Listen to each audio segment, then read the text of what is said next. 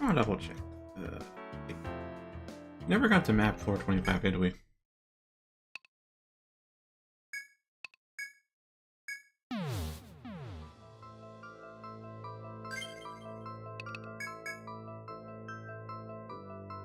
Oh yeah. The game had a save first, and they ended right.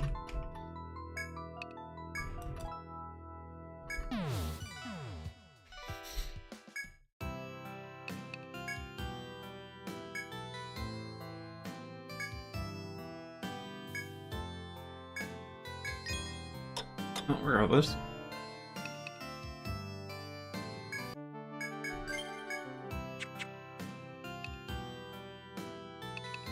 There's been one section we've been ignoring, which is just the requests.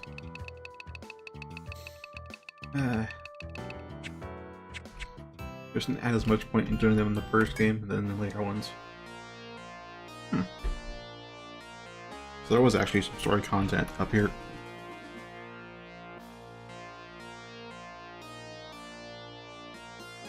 Members of Hither, reviewed your report. I've had a dream that Chieftain was behind something like the Yggdrasil project. Truthfully, it's such an outrageous story that I'm not sure I fully grasp it yet. Nonetheless, the Chieftain is gone. I have to think long and hard about Etrian's future. Long relied on people coming to solve the mysteries of the labyrinth. What to do now that there are no such mysteries left? I'll have to account for that when planning for the future. But don't let me hold you back from discovering what still lies within the labyrinth. If it's something that must be done. Anyway, I present to you this to show my gratitude for finding the truth about the Chieftain. It's a medal granted to adventurers who have reached the labyrinth's 25th floor. It proves that the Ithra Guild is home to the best adventurers in Etria. Hold your heads high and continue your excellent work.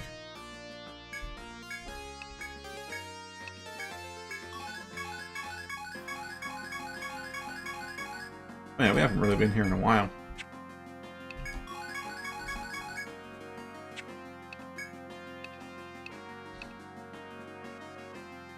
There we are, thorns, twigs, Inferno, Shroud. Yeah, resistant to physical, and despite that we're doing similar damage to Elemental, or Breathe. Was Cleaver doing similar to Blazer, Freezer, and Shocker? Might have been.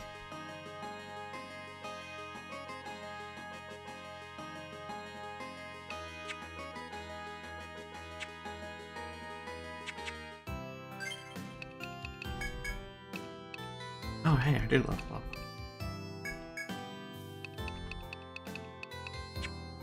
Okay. Now then, Town Medal. Ah, HP plus 100, TP plus 50. Who could use that? For HP? Yeah, Fluff. On the front lines. TP though?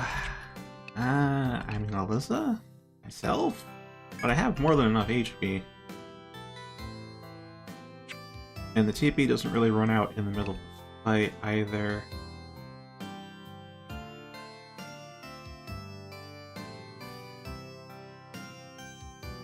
Yeah, I've actually been surprisingly good about managing TP. It's just HP then. In which case...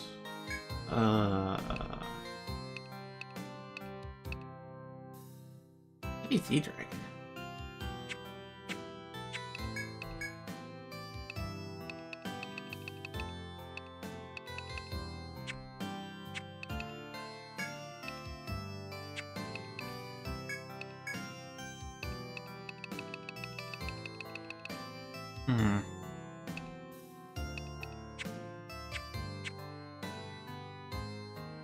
Yeah, it's a tough call who we should give that to.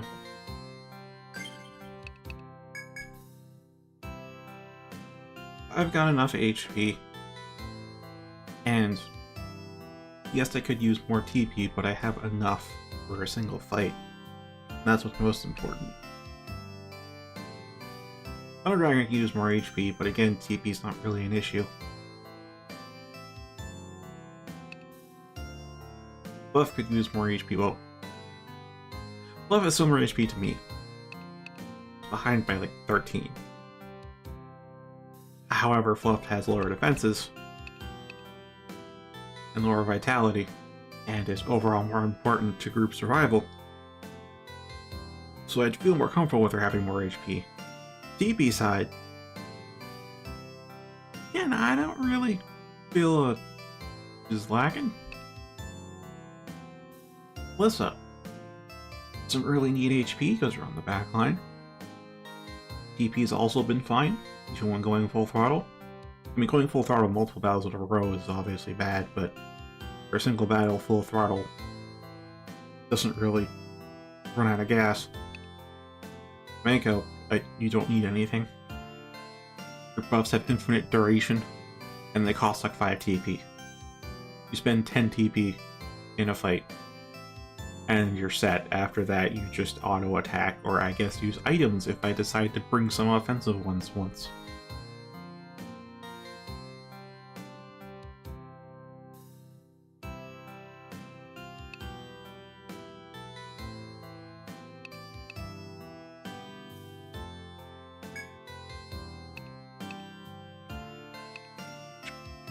So yeah, I guess it would indeed be Fluff. Question though is with the Bear Glove. F +3, Strength +2, Tech +1. So Tech would increase, that'll decrease elemental damage, and that will increase healing amount. Strength +2 will increase caduceus damage. Don't know by how much percentage-wise though. Def +3 will mean less damage taken. I think 100 HP is worth more than 3 defense, so that can be right out the window, which means it's...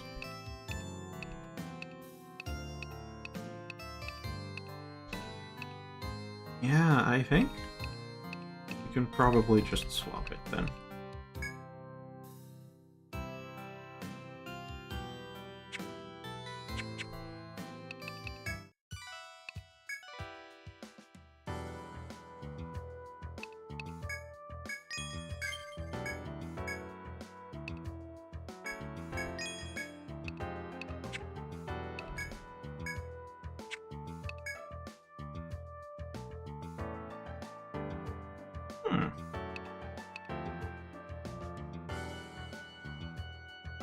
Look at this elemental resistance, although I'd rather, again, Buff have physical resistance from Dino Plate.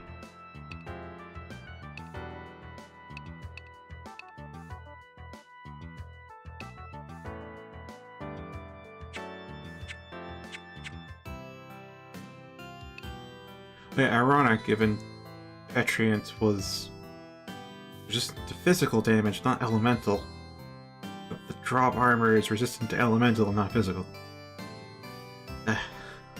The logic behind that does not add up.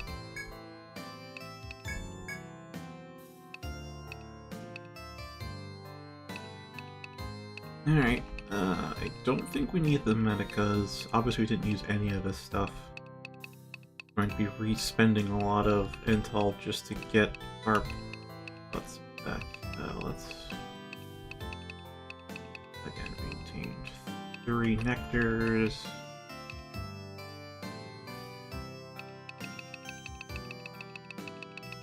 Items help 13. Where are they coming from? Should be items helped. Okay, it's the Medicas, right? Yeah, the Medicas, and I'm guessing 1 item.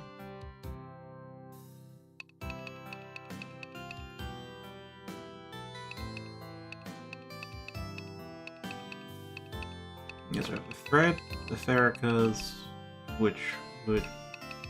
Yeah, so 3 Nectars, 3 Therica A's, 3 Therica B's, and the Thread should make for 10. Okay, yeah, we do have 10. Alright. Those are the Medicas after all. There's a case to be made for carrying Somas around, but we also have Salve. So...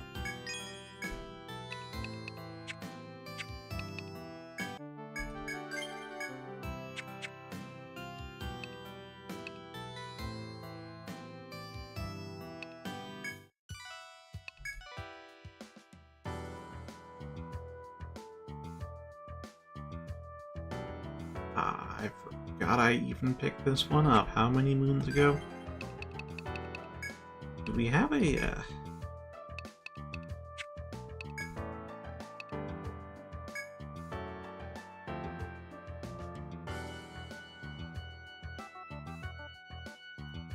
I should learn with the monsters with large horns and find the lost pearl.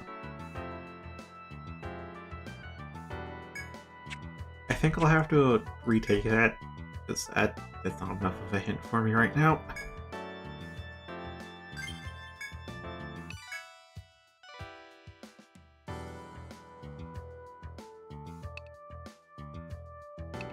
Alright, let's just go down top to bottom.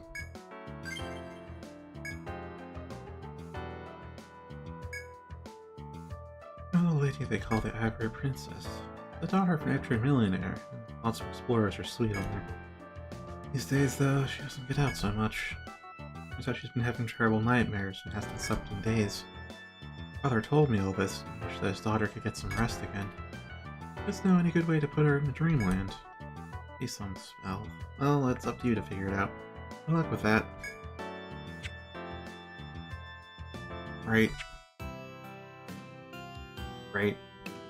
So with this, we need to either get a Hexer that can put him to sleep, or maybe a Dark Hunter that can put her to sleep would also work. But I think also an item that can put her to sleep would also work. The question is, does that item exist?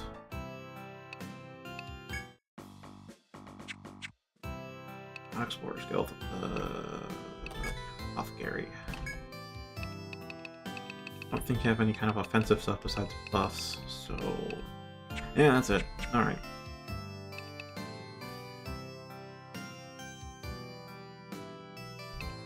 Oh!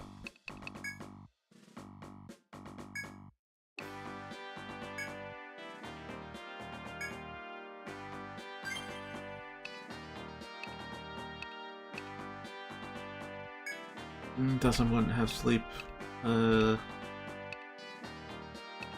yeah, we do have a Hexer.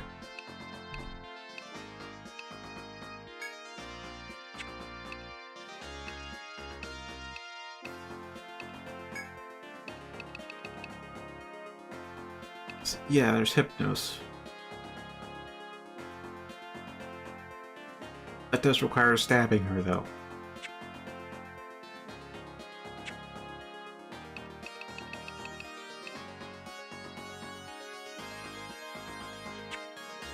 Alright, who am I gonna swap out? Right up Teferi.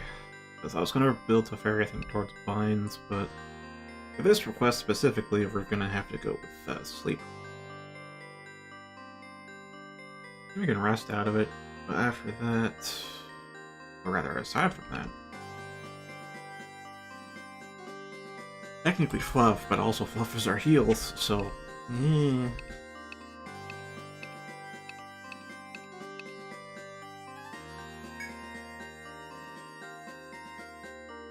I guess Alyssa.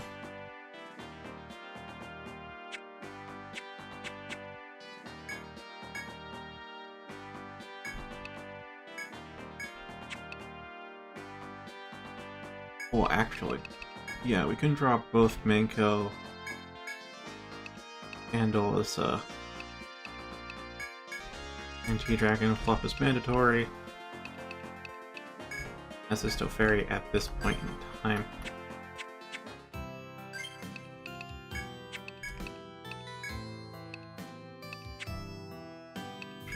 You have... okay, you can learn Torpor. So we just put 1 point into Torpor, which shouldn't take two... it's a whole last level. That is just at the start of 37. Okay.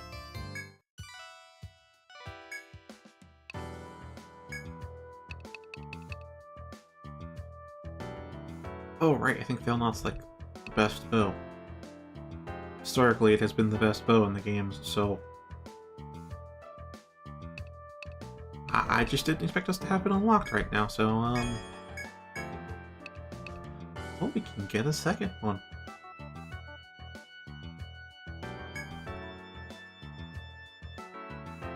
That's exactly what I want to get it for.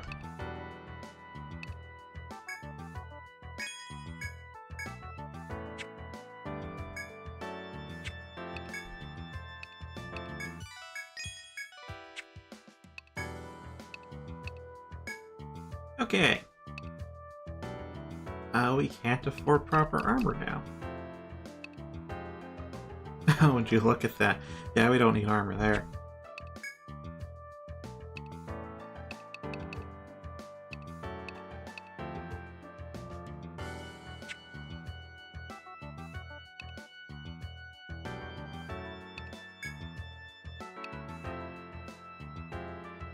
Anti-head boots still the best. We could get blood cage.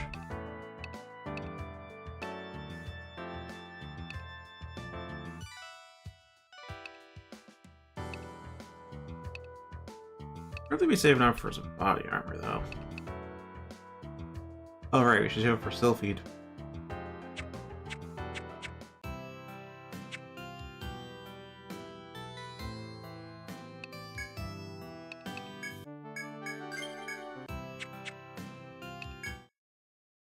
I'm not bringing these people to the 5th stratum, but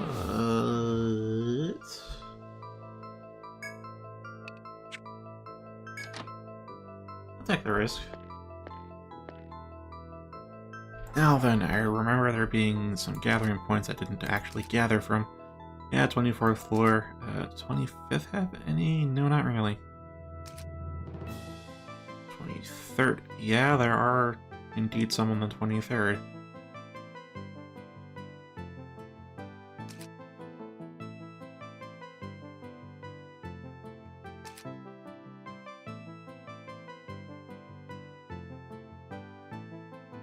Okay, let's take the southeast elevator.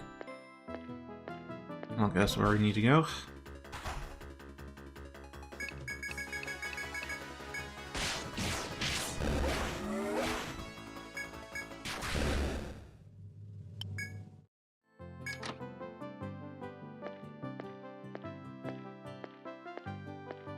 Just as that reminder, we just need to get 1 point into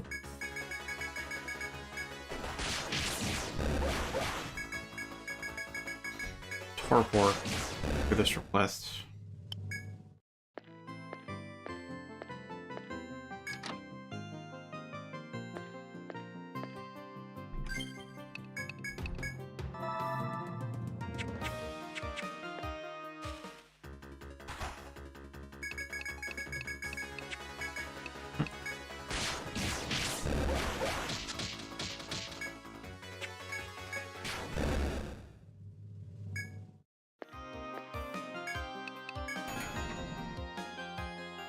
Alright, 23, and then here's a chop point.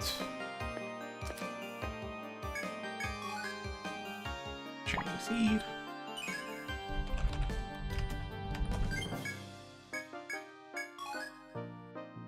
Shiny vine.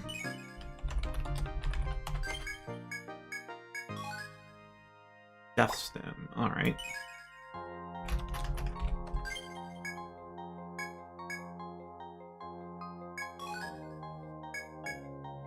Fine.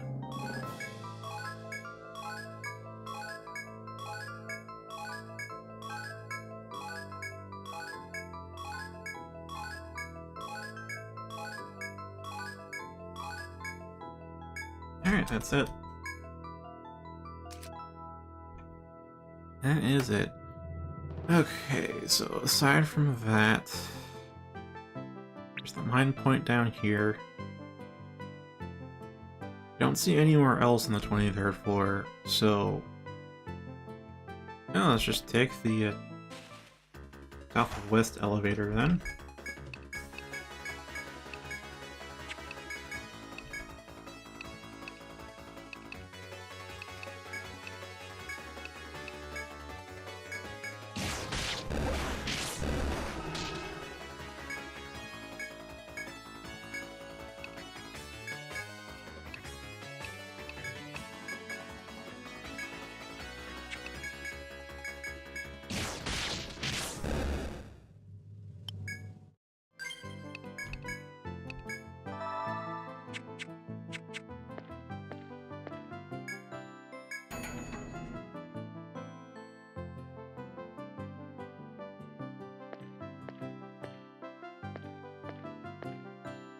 Oh, it's Oz. Doesn't matter now.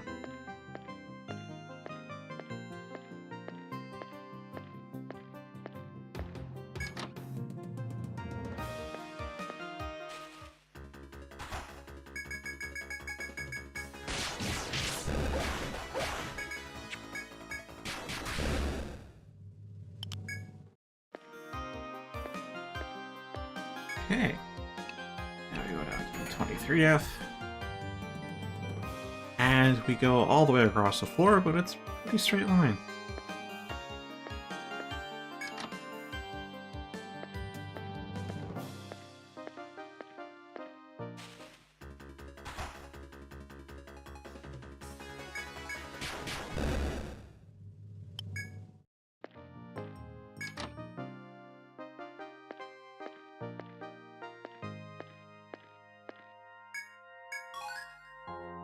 Drywall.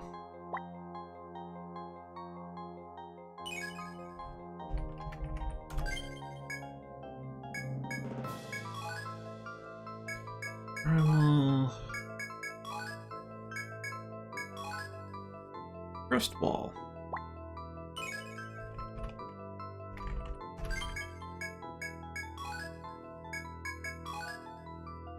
And shiny seed, which is apparently the only rare drop in this entire stratum.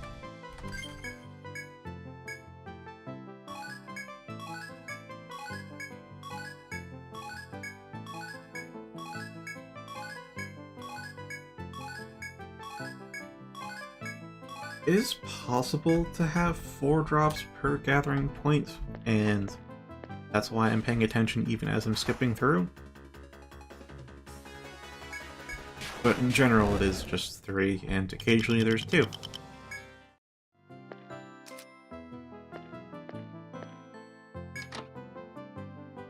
But with that, all that's left is the take point, except we should have, yeah, almost full inventories, because 2 gatherings is 40 items.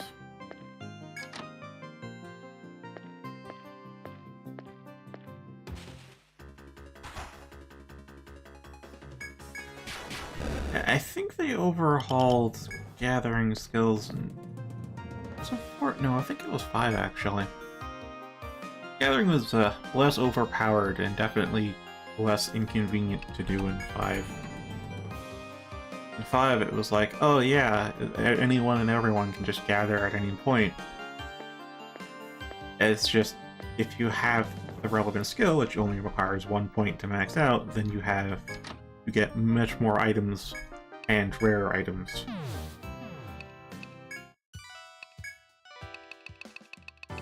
Yeah, the mine points are actually worth a lot more than shop point stuff in general. That stems from the previous strata.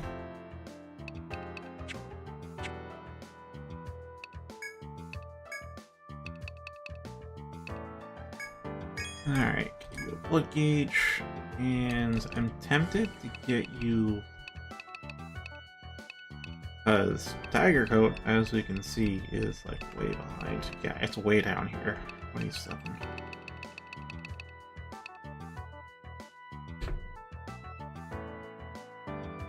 At the same time, you're just going to replace it with Sylphie at some point, so...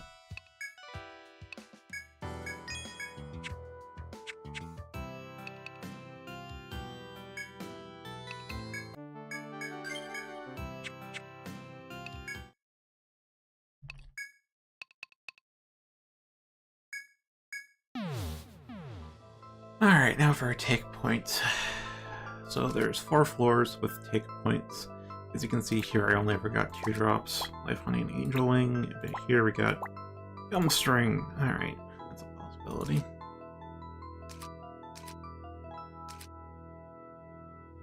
'22's got Chop and Mine and no take. And 23 has a take point, but it's all the way up here. As you can see, I actually made an auto path for it. This is that out of the way.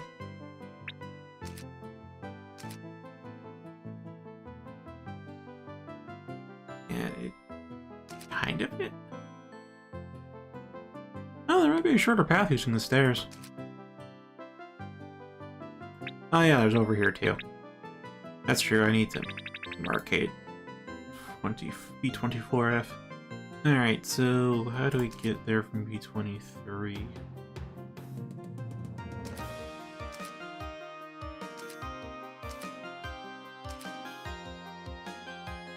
Seems like elevator. No, not quite. Yeah, actually, yes, elevator. I was thinking elevator to 423 here, follow my auto path up to here, and then we can, you know, go to the stairs, which will take us here, which is relatively close to there, but then I notice there's an elevator here, and that has a straight shot. Alright, which elevator is that? That seems like southeast. It is.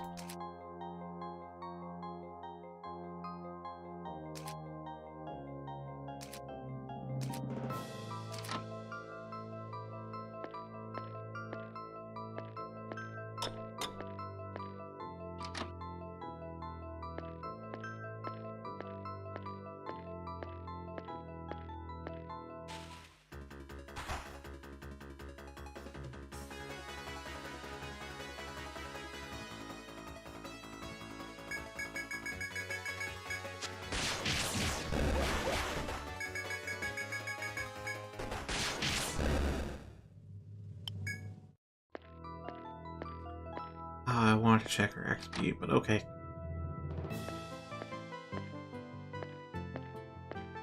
Habits take root. Okay, so let's see. 24F. The auto path.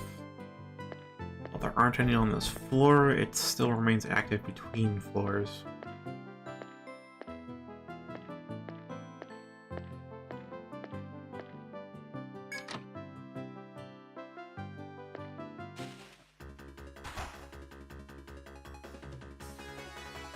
Okay, I think I'll have to do the memos just a bit shifted.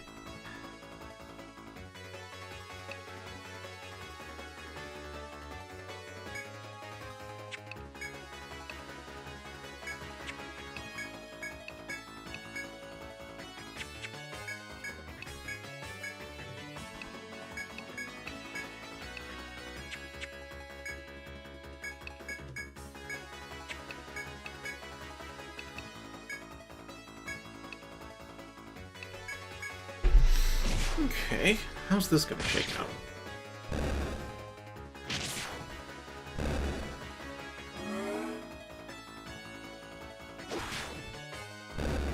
Yep, that's kind of what I was hoping for. Alright. Oh yeah, good.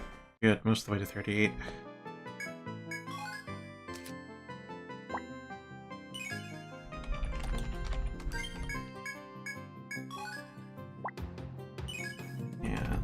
Honey would be great if we can get Gumstring here.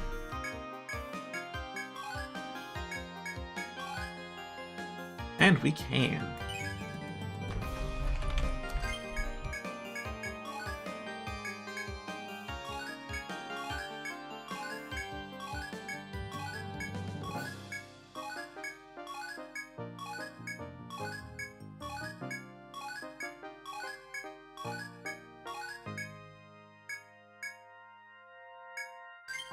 Something I do want to point out, though.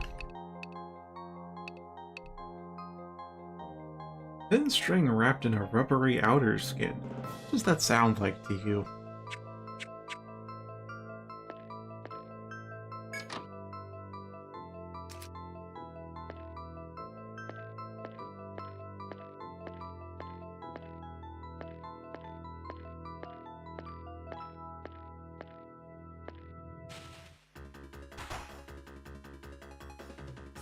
Okay, they have... Alright, so I don't... I'm gonna try normal attacking there. Just so I can see if Thunder Dragon... Oh, nope. Oh, that's not a kill. Alright, I have to use a skill.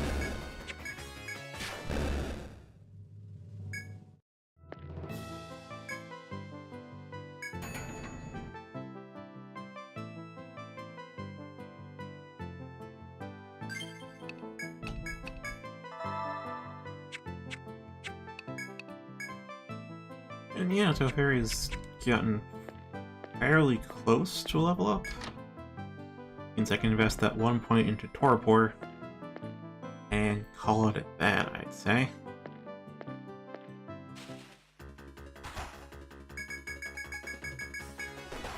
Should be enough for the request.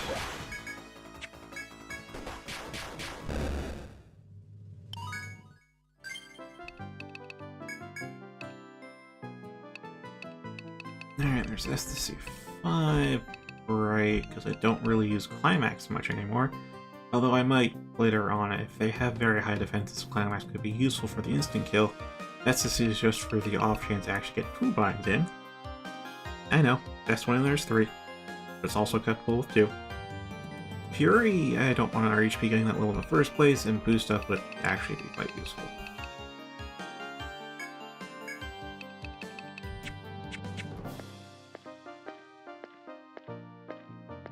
So yeah, there is a chance I may rest Thunder Dragon again, just so I can get them boost up.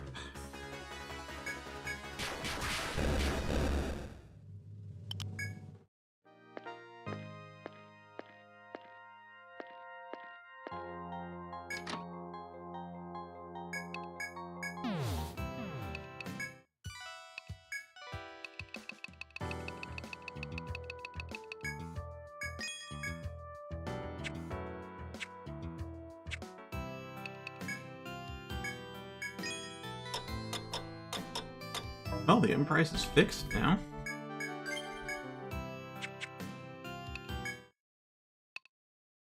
Yeah, I did do some requests off stream just because they don't really confer too much benefit, and it's honestly...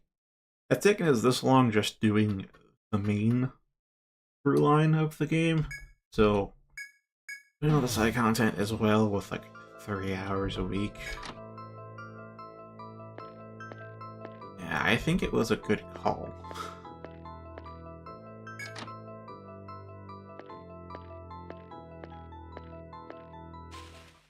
Hey, Minka.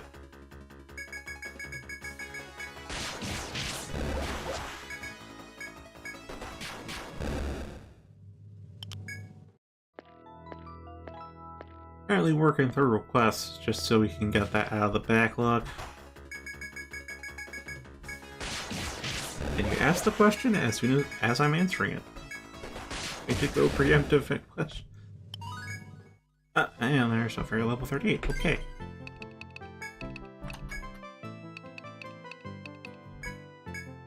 Level 1. You suddenly remember the quest you accepted at the pub. Yes, that's the whole reason I put the point in Torpor. A lady haunted by nightmares who wished to sleep again. The newly learned Torpor curse would be just the thing to grant that wish. Make a note to return to the pub when you have time. It's what we're doing right now. It is what we're doing right now.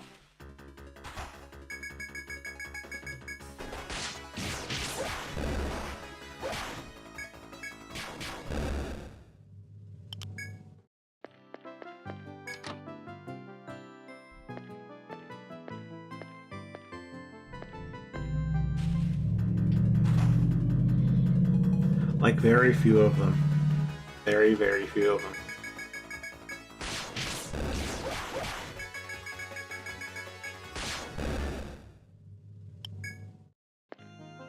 Because in this first game, they don't actually give you any rewards other than the explicitly listed one.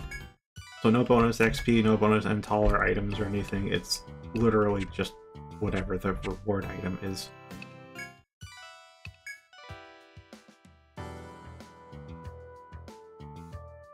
Which means for some of these requests, it's actually a net loss to take them.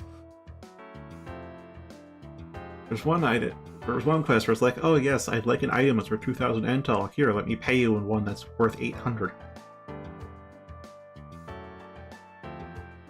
But you can only resell to the shop for 200. Oh, 1,800 in the hole.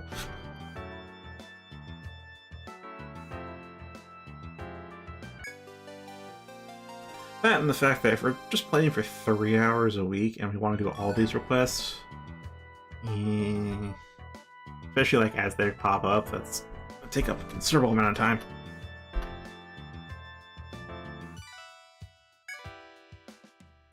you think the Hexer's torpor curse will do the job? Okay, so let's hurry to the client's banner. That was impressive. Girl was asleep before her head hit the pillow. I'll be able to get some good rest tonight. Just hoping I'm putting her to sleep, not subjecting her to more nightmares. Anyway, well done, kids. Our Sleeping Beauty would thank you too, if she was awake. No XP. Just a Cathara. Which, at this point, I mean, we're just gonna sell it.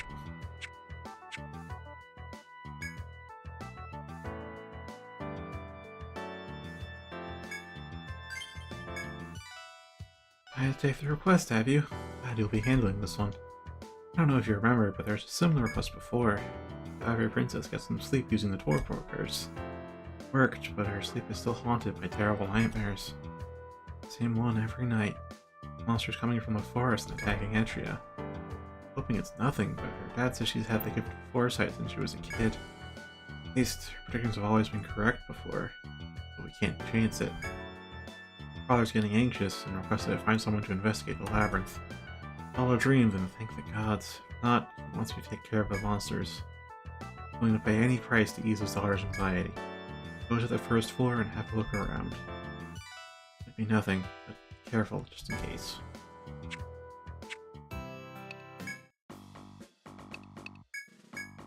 Alright, so I'm gonna keep Decim in both to level up and also because getting cash. So the question is whether to have Alyssa or Minko back in. Alyssa would help us offensively, as would Minko, but Alyssa more so because it would enable elemental damage, which we don't have at the moment.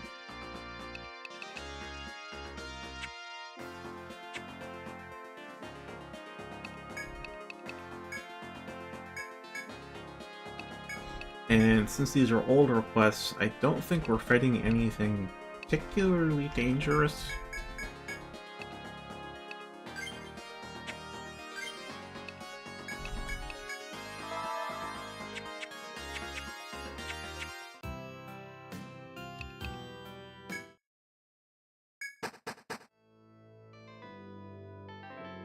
I remember this one at least from Untold, and this was a quest that comes in like the first half of the game, so... Forest seems calm, as usual. You sense none of the monsters predicted to attack Etria. As you prepare to leave the unassuming forest, a soldier called out to you. What are you doing here? You relate the details of the request you accepted at the pub to the soldier. See, well, their fears are groundless. You can see the forest is as still as ever. Perhaps too still. The usual birds chirping. As you and the soldier listen carefully, monsters roar as shatters the calm atmosphere. What's that? I was on duty on this floor, but never heard anything like it. They've never been down to a lower floor? Ah, here we are. In the moment you step into the area, you feel a strong threat all around you. There we go, they can't use shortcuts, so... Oh, it's just D-Solar. Oh, this is 5th Stratum. Well, still not much of an issue.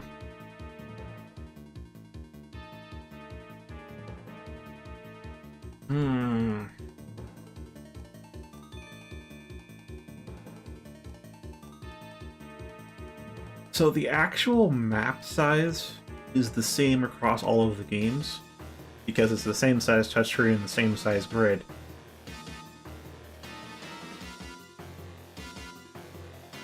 However, not every floor uses up the whole.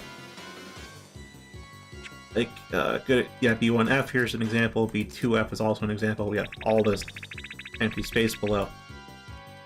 So in the context of that,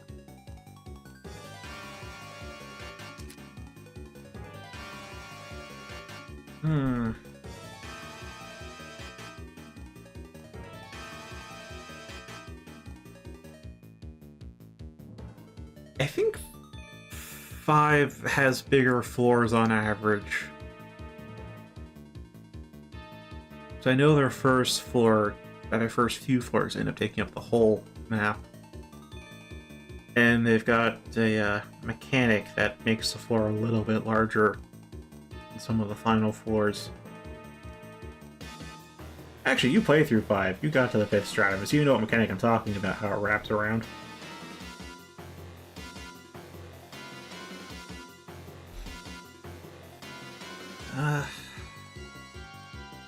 For the rest, it's honestly been too long to remember clearly.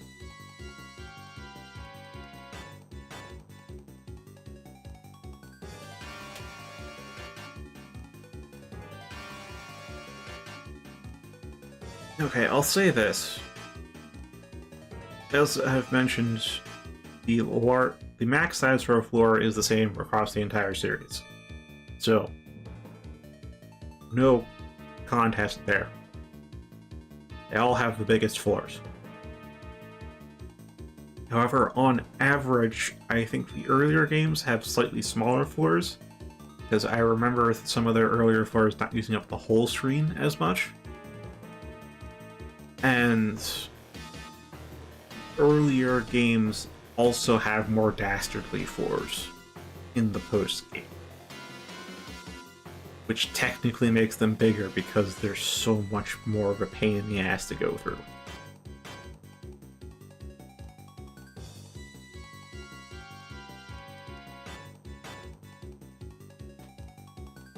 That's like, in the 5th game, yeah, there's a post-game, and it can be a doozy to navigate through there, but it's not as much of a pain in the ass as it is in other entries, where they... This is what I've, since early on, how I've decided to describe the 6th stratum in every entry. Well, the devs were dicks. What if? There's your post-game.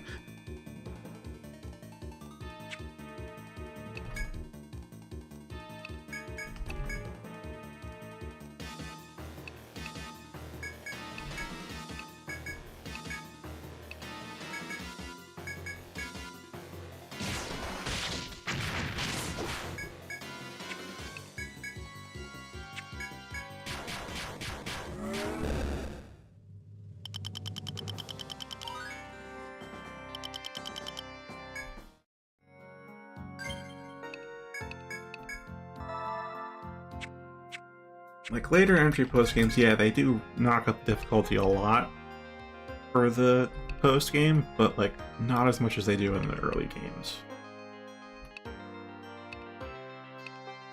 Like, they learn to make it challenging but fair. In these early games, it's evil but doable, not challenging but fair.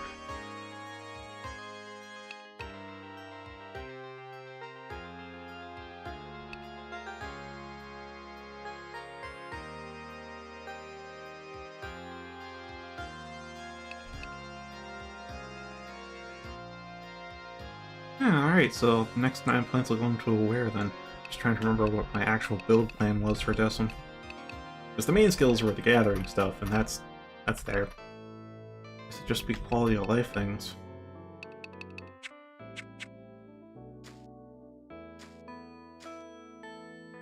Oh, there's 2D solars? Oh, you got a preemptive. Okay. Just... okay.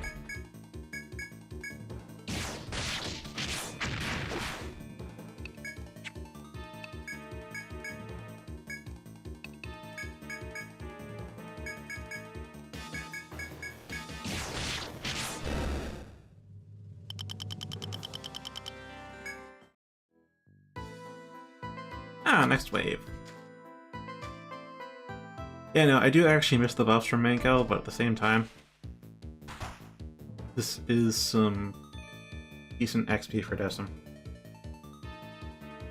Like, I can see it. Like, these solars, they'd have, like, the tiniest sliver of HP left if we had Bravery. Which means we could have just auto-attacked on the second turn to kill it, instead of having to use more skills to get a 2-turn kill. But between Bravery and Elemental damage output, I'd say Elemental damage output, because otherwise I only have Cleaver. I lose out on 3 skills if Alyssa's not here.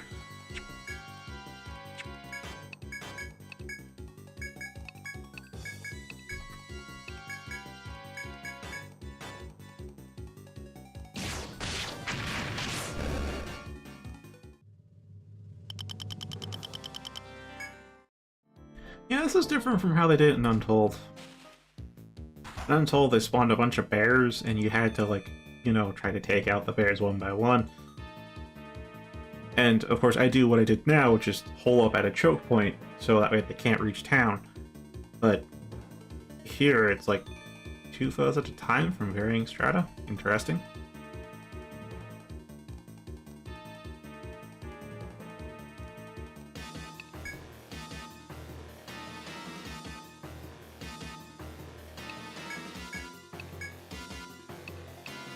Look, if you want to see peak Etrian Odyssey gameplay, it's like either one attack or one turn to kill super bosses. That is the crazy shit. When I realize how they do it, it's like, oh god, that's so clever.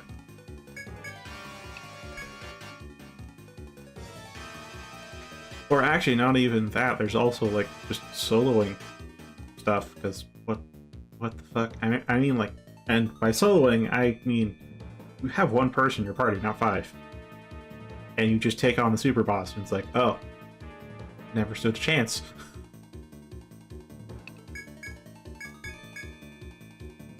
Never had a chance to begin with. It's like how a head bind to this thing means it can't do jack shit. Yeah, see, here there's 3.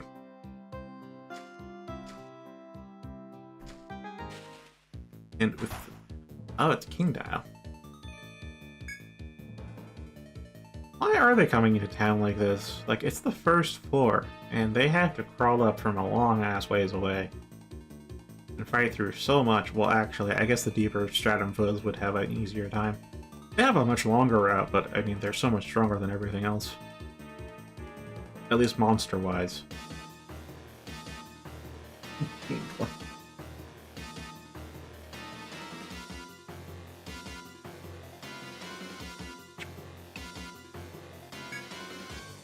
Alright, speaking of peak gameplay, Decim did come through with the Christmas-themed sprites. I just haven't had time to install them yet.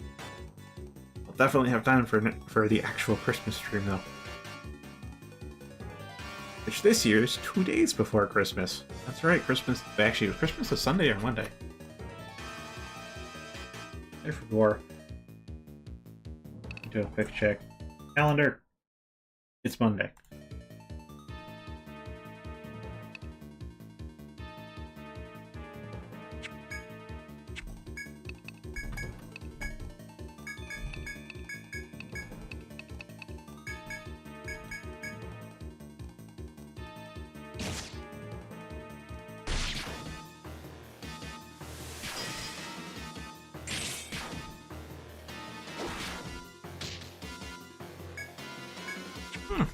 Stunned. Also, why aren't they engaging? It's been a turn, but they aren't engaging.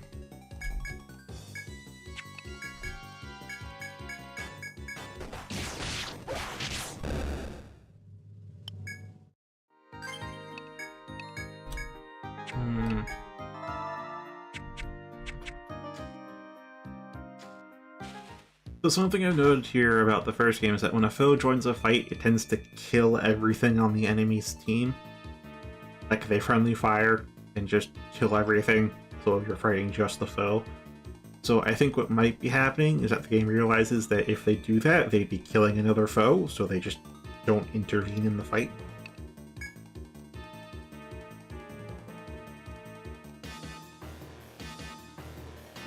Now, in later games, they remedy that, and it no longer friendly fires. They just join the fight. Now you have to fight the random monsters on top of the foe monster. It's like, oh god, what am I gonna do now? But here it's like, oh, thanks, I guess.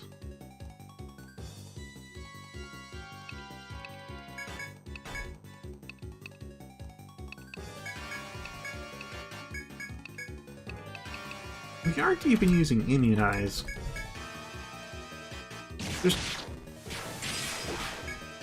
Just smacking it. Smacking it really hard, and it's doing the job. Like, it doesn't really get to do anything.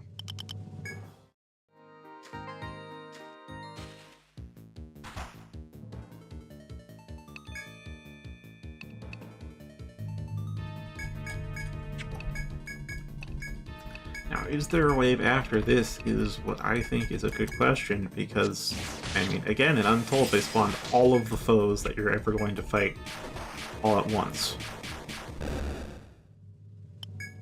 Here, it seems to be waves. And that seems to have been it. You have defeated the pack of monsters planning to attack the town. Wait, that was it? That's it? Nothing more? No extra line? Okay. The whole... Yeah, well, that's the end of it. Alright, let's take some sleep. Actually, use TP there. At least we got some drops out of it.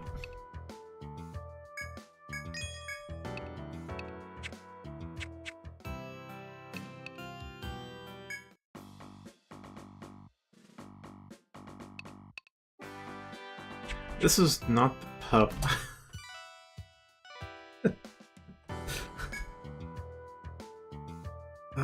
Wow, it took me that long to realize.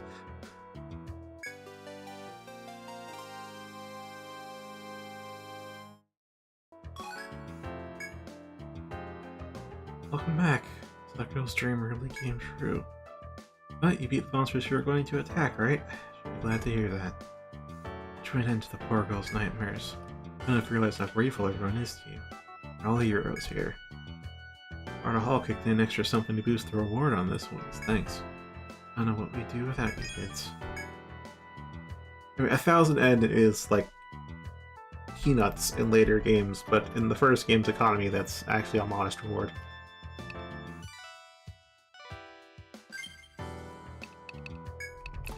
Because, like, in later games, the ultimate equipment would be like 300,000, 500,000. It might even be a chance of like 700 or 800,000 N tall for like the best gear, but here it's like 80,000 tops. Like, you just do not see six-figure price tags in the first game, so 1,000 N tall, actually not terrible.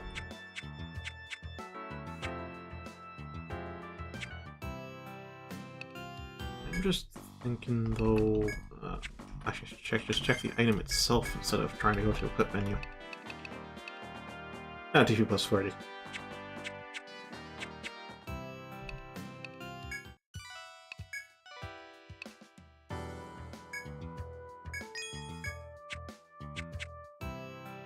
Again, all of your songs cost like 5 TP. You don't need an instrument to boost your max TP. Now, and until they rebalanced it, so that way your songs cost like 50 TP, and you have to learn the song's passive to reduce the cost, and then also get an instrument to massively increase your TP pool, so that way you can actually like support Cassian. There's actually like a valid mechanical reason to have your troubadour equip an instrument. But here in the actual original, it's just like, yeah, no. You can beatbox.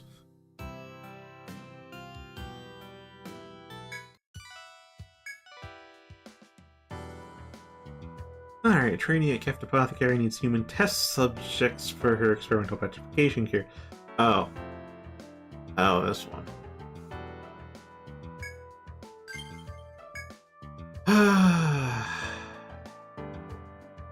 Remember how I mentioned some of these requests really just... It makes sense, but from a gameplay perspective, this is just... This is absurd.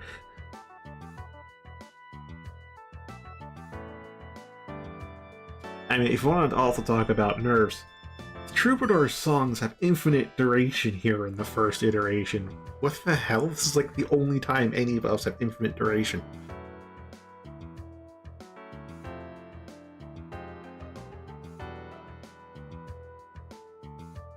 Decided to take the request, eh? Alright, she does that every single time. Young medic at Keft has come up with a medicine for curing petrification. Thing is, it's still experimental. What she said to me, anyway. Looking for a petrified explorer to test the medicine. Now, they say there's a monster on the 18th floor who can petrify you. Being deliberately petrified doesn't sound like my idea of a good time, but let's have fun.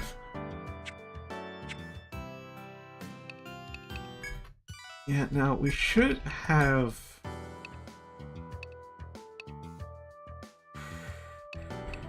Check plus 8. I already have that bit. Mine resist. There's ailment resist, which I guess we could stack multiple of.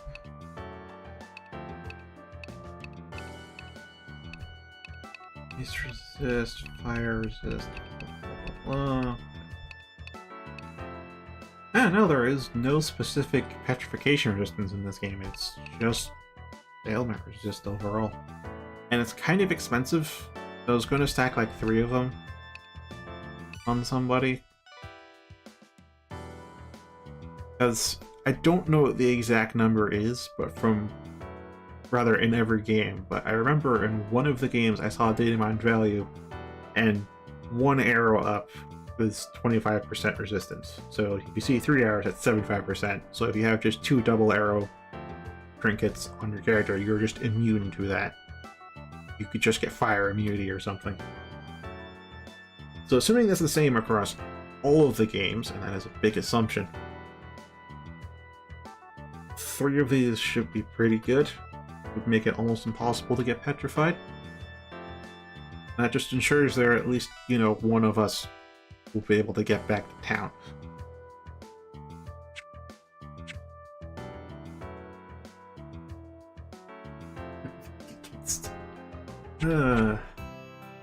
Alyssa, again, proving why you have earned the title Pungeon Master.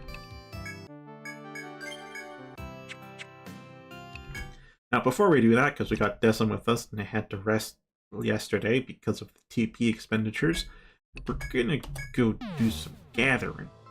Now, is there any more? Yeah, there are. There's 2 mine points and a take point. But 23F seems to be fully notated, so it's just be 24F. Oh, I have to go back up to... There we go.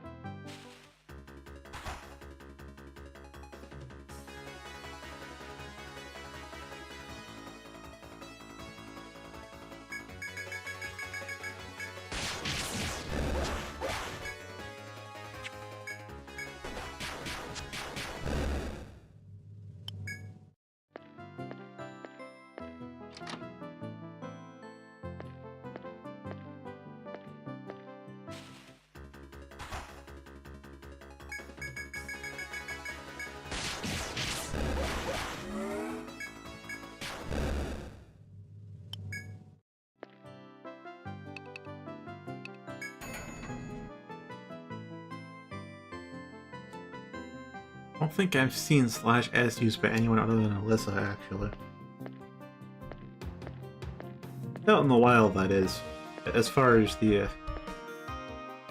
meme collection videos go, yeah, I've seen /s, I think.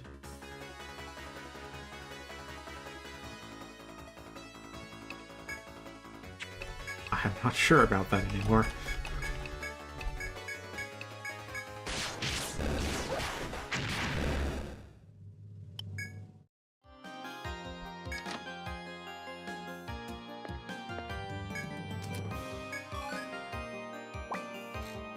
Drywall. Tasty.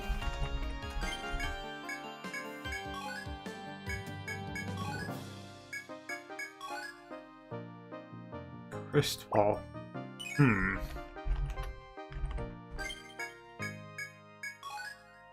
And shiny seed, of course.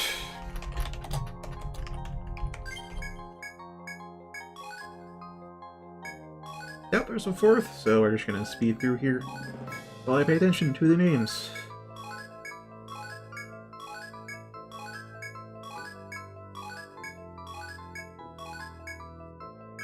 Okay. That's it. Now I need to find out how I'm going to get here, because we're out of mine points for that, so like we're going to ignore that for tomorrow. In-game tomorrow. How I get to that shot point. Oh, there are some stairs from B23F. 22F. Yeah, no, those stairs are totally isolated. Okay, so those stairs mean nothing.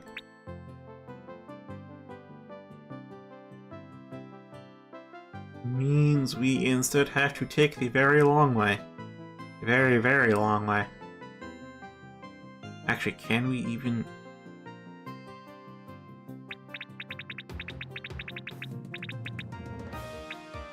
Yeah, we are currently in an entirely separate section of the floor, so we have to go up to 23F to these corner stairs and go down from there, which is doable.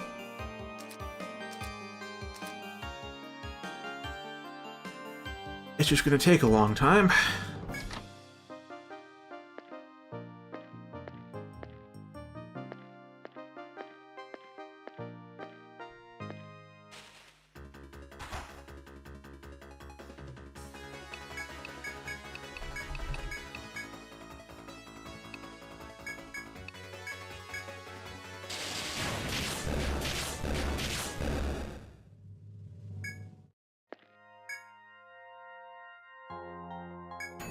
Yeah, let's go up to the 21st floor, then take the elevator on the other side of these twin skyscrapers. Down to the 23rd floor. And then take the stairs to the 24th floor. So we can then circumnavigate the floor to the chop point.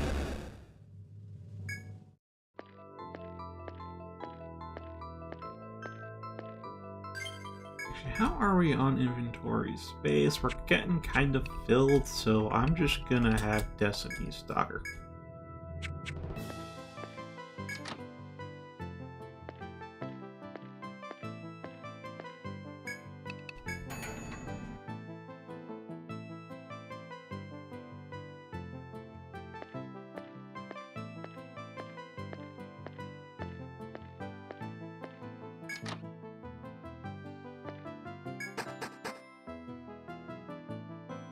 Okay, we're here.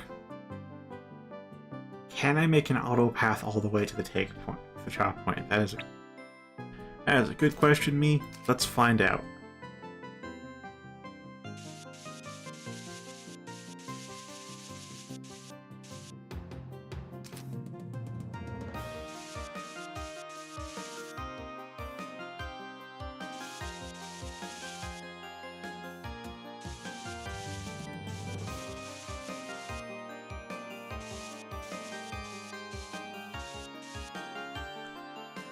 Exactly one turn short of getting directly on top of the chop point, but it's good enough because we're directly adjacent to it.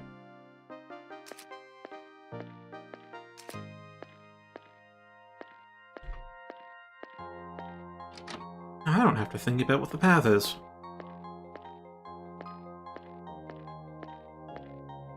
Oh, hey, that's just... I mean, they're just all there.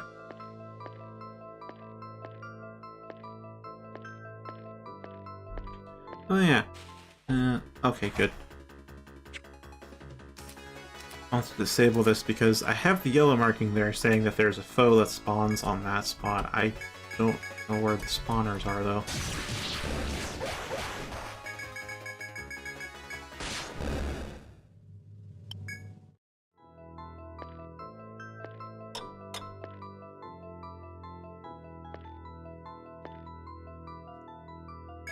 Never mind, then?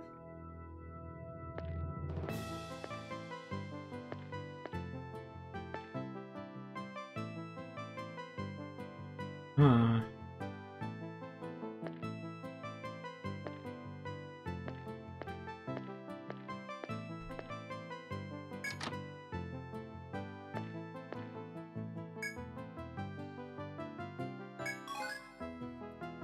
Alright.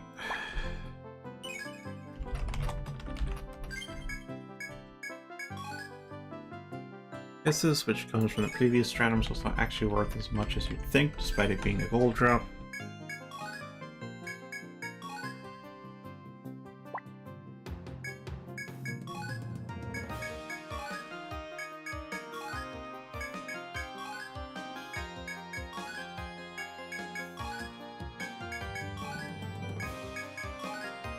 I first noticed the gathering points having different drop tables despite being the same type in the second stratum.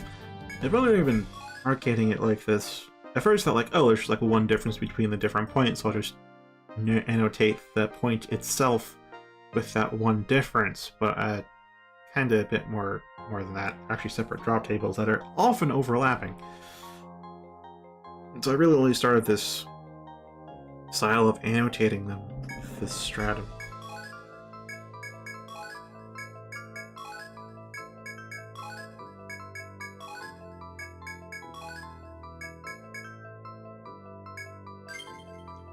Okay. And as you can see, we're at 54 out of 60. So for now, what we can do is if we go deeper in, that staircase leads nowhere. And that's the only place we can go, so we just have to go back into the solars. Which means I don't understand why I have that there. I'm gonna do that.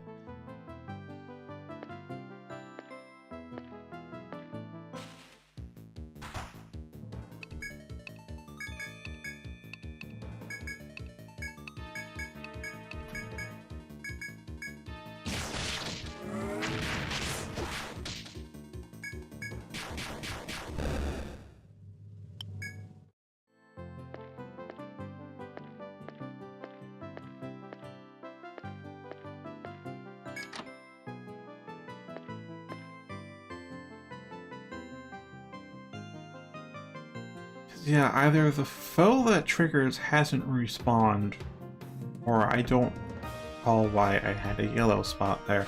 I know what it means. It means if I step on there, a foe's going to spawn and chase me, but that didn't happen.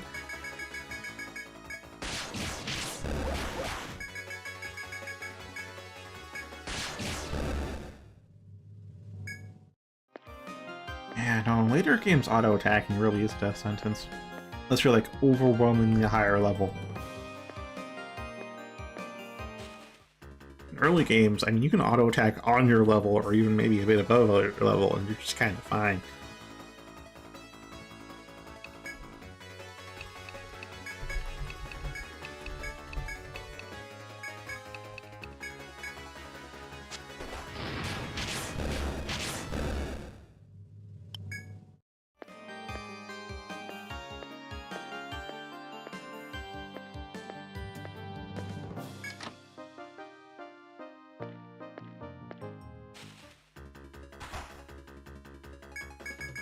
Man, I'll just flame one of them.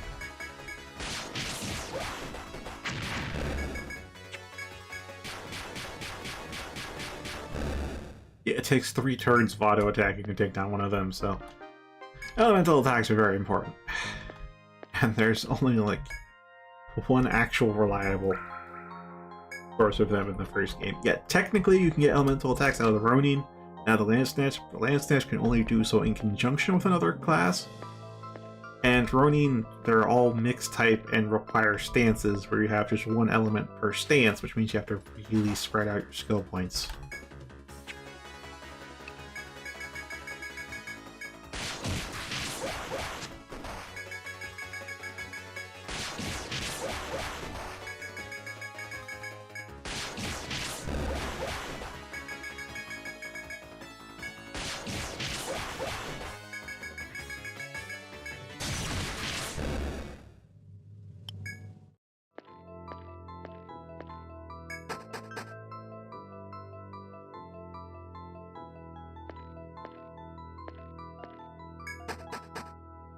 Now doing... Yeah, we kind of do need the elevator. Elevator is much shorter route.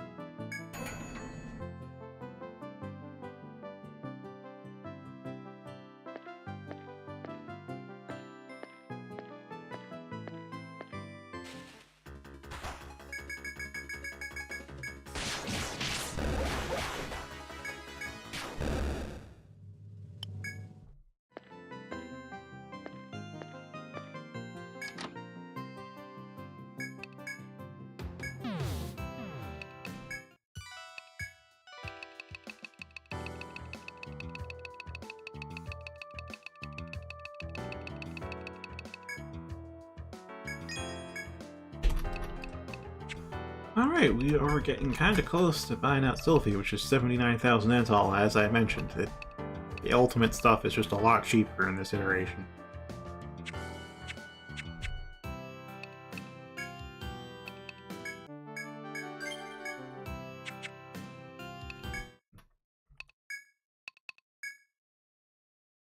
And here's Sandy Barrens is 4th Stratum. With this bullshit, where Alyssa gave me the suggestion of using orange for floor mechanics instead of damage tiles.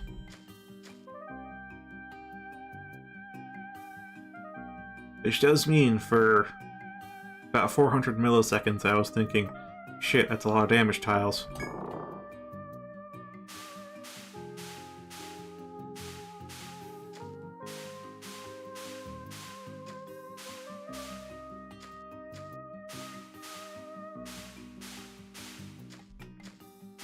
They get better about shortcuts later on, but oh boy, you were seeing it here in the first game.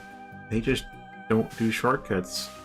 And they added stair warp in the Untolds to kind of get around this without changing the map design too much, except they added the shortcuts and did stair warp. And I think stair warp really does feel like cheating because you don't need an Ariadne thread, unless it's like an actual new floor.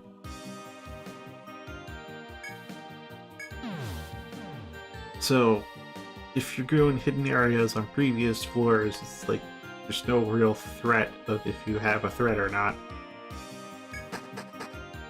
Now in 5 they rectify this where it's you can start on any floor, but you still need a thread or a geomagnetic pole to leave.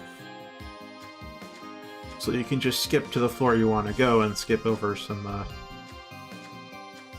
forward tracking like this, but also don't need to... Still need to pack a thread. Which is why I said when you play the Untolds, I don't recommend using stair warp. It's like using fast travel. It's like you're just not playing the game at that point.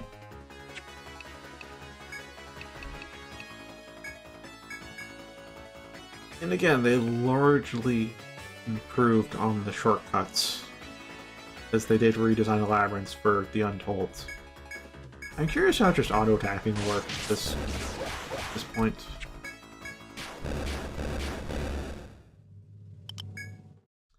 Yeah, pretty decent.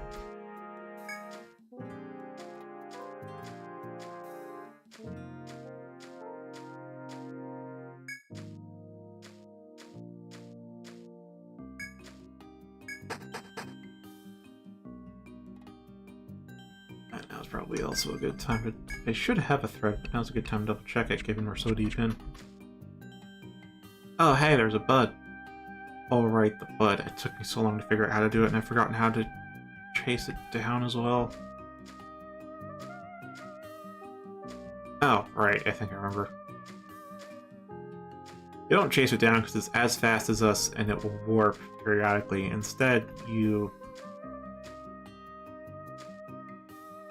force it to warp until it spawns next to you.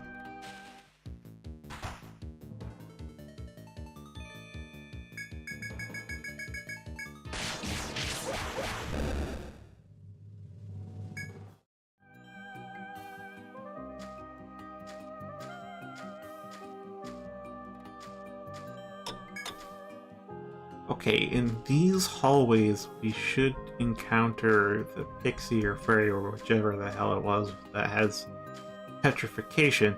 I just need to hopefully think it's not, you know... Yeah, pixie has petrify, okay.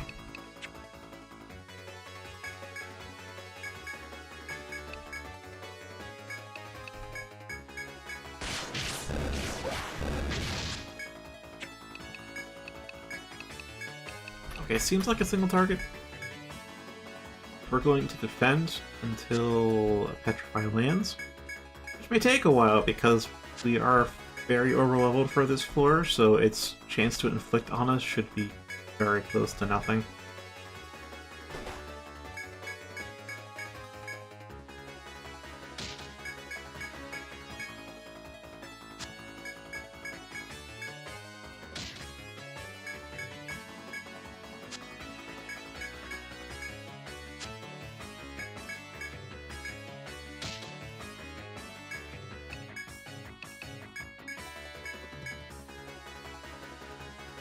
Good, refresh goes first, so we can get rid of other spams. Not that it really stops Petrify though.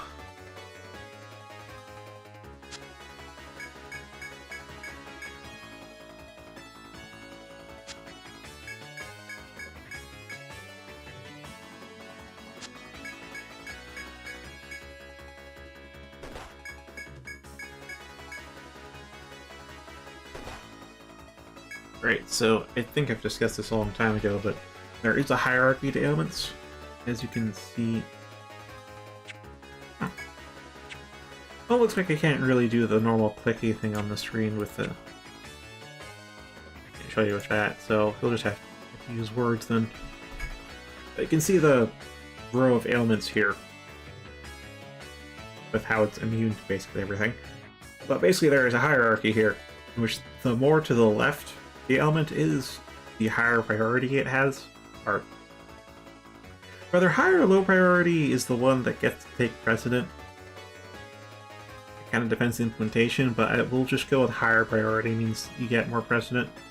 So, which means blind can be overwritten with paralysis or basically any other ailment, and petrified cannot be overwritten by anything. It means if we get sleep or blind, we can still get petrified.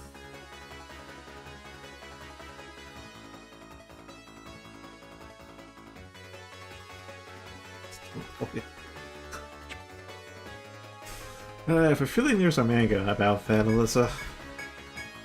You're surprised how many stories there are these days where it's just, yeah, no, the adventuring party betrays the one guy, then the story follows the one guy that was betrayed. Yeah, see, blind just got overwritten with sleep. There's a priority. There is the hierarchy of ailments in action. Which means being asleep now means you're immune to blind, and paralysis.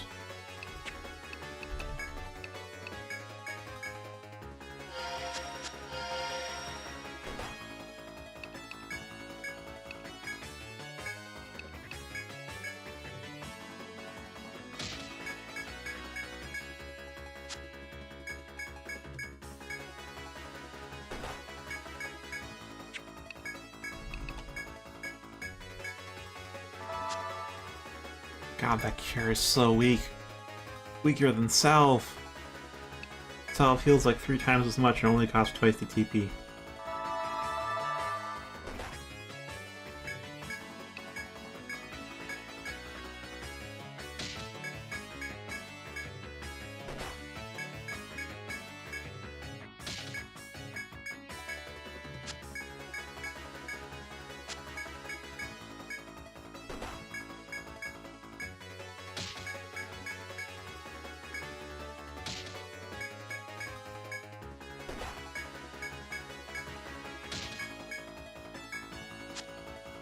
Not doing Petrify, just doing Slumber. Starting to get fed up with this little piece of shit.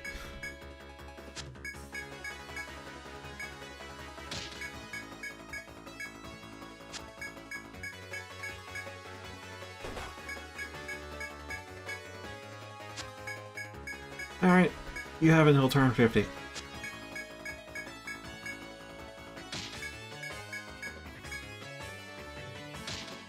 There we go! It was Alyssa for talking shit in chat.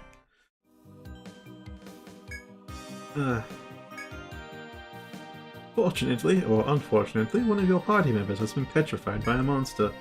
Decide to turn ill luck into good by returning to the pub with your petrified comrade. And because this has been annoying enough already, let's just spend another 100 Entol. Etherica bees already cure this, so like I don't get what the Kift Apothecary guy's doing. He's pushing up this.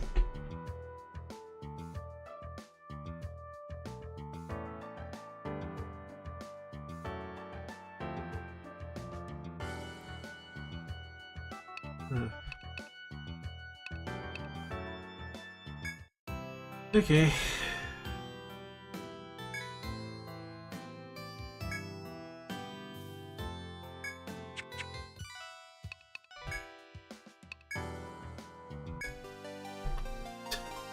I'm gonna assume he gets stoner too.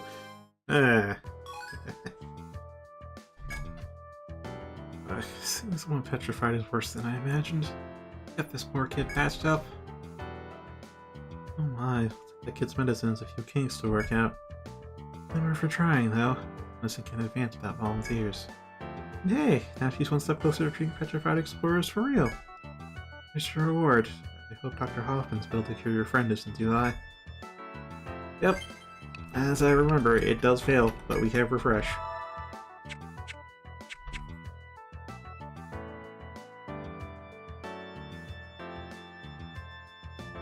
And now you get to finish pushing up her glasses.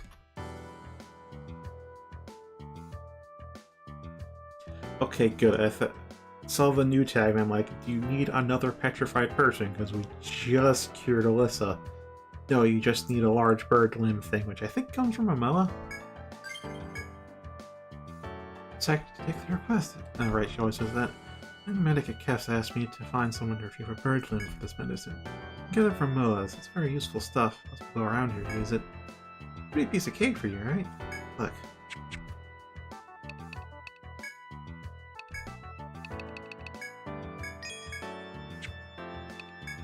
Alright, and the thing that you never forget to buy is an Ariadne thread.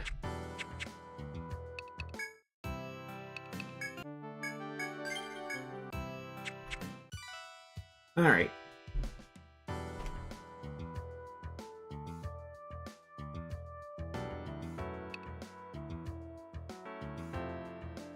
Where the hell do we find Moas again?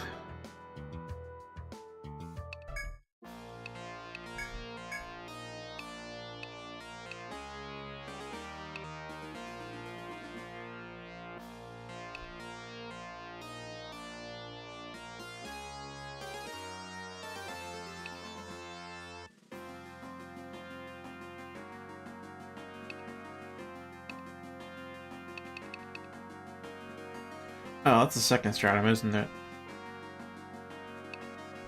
Yeah, that's the second stratum. Okay.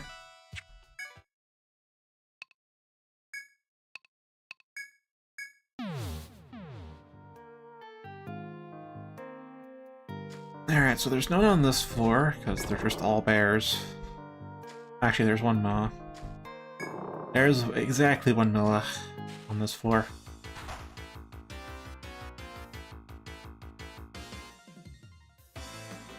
I haven't heard this theme in a long time.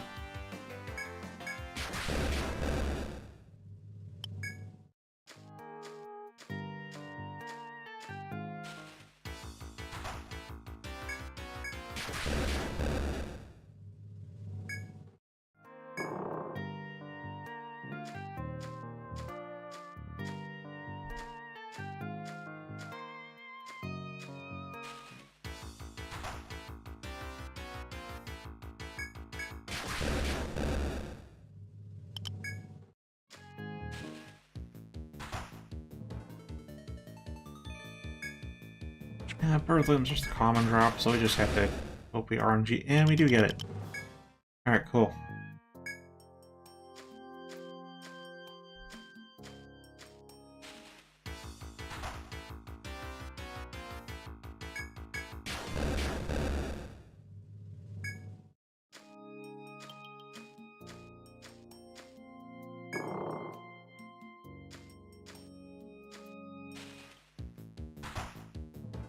Can we just auto-attack one of these?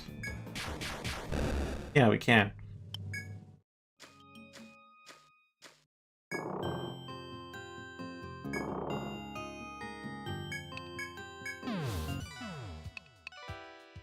I was about to sell it, but No.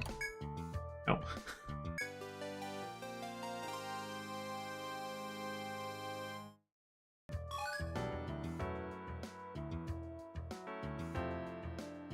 Alright, let's... Actually, I wonder if it'll pick up... Actually, it should. I think it should. I'm gonna check if it'll pick up this... Actually, is this a good... Bob Dylan is probably copyrightable. Actually, that's Vivo. Yeah. Yeah, that's probably copywritten. Music industry is very evil about naming music stuff, even for like... You play more than like 5 seconds, they're just gonna demonetize everything. And in my case, it doesn't really matter because I'm not monetized in the first place, but it does mean you'll see like 20 ads on the stream. If you don't already. Just trust me, I didn't put any there. No, YouTube's been trying to monetize more. Or more precisely, they're trying to monetize more while also making the free experience more annoying, so you're encouraged to pay.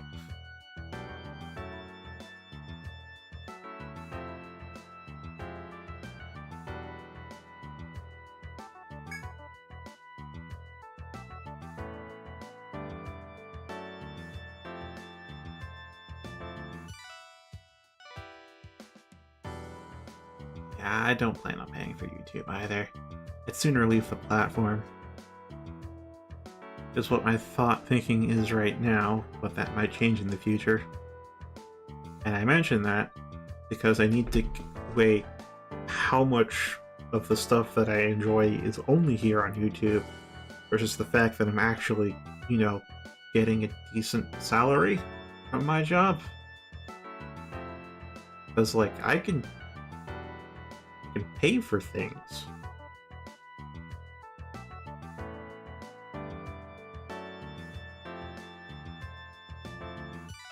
But yeah, most of the stuff I actually enjoy could probably just go onto Nebula for, and that probably gives them a bigger cut than YouTube.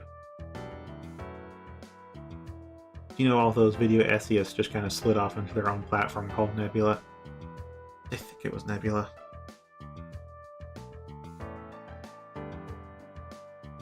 Oh yeah, that's good too. Yeah, there was the bit where they have the anti-ad blocker script in there, but then the ad blockers have an anti-ad blocker script added to them, so it's all just canceled out.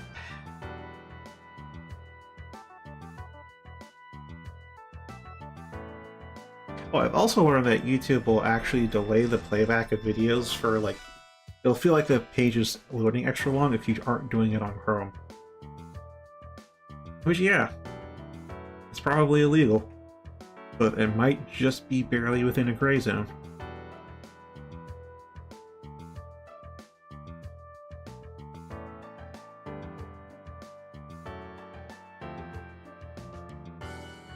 I mean, it hasn't really affected me too much.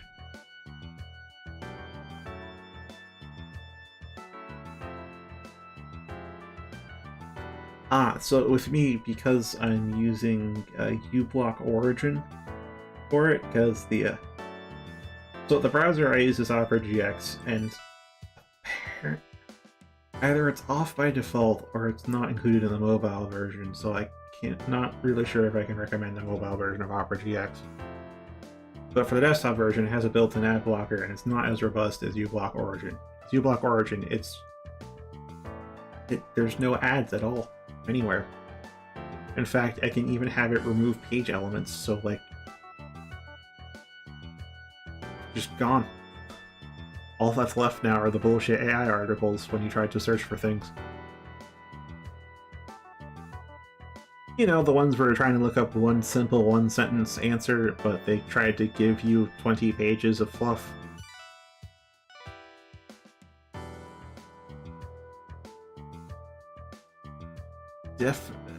It's unfortunate that I have learned how to skim those. Because that's a skill I shouldn't have had to learn in the first place.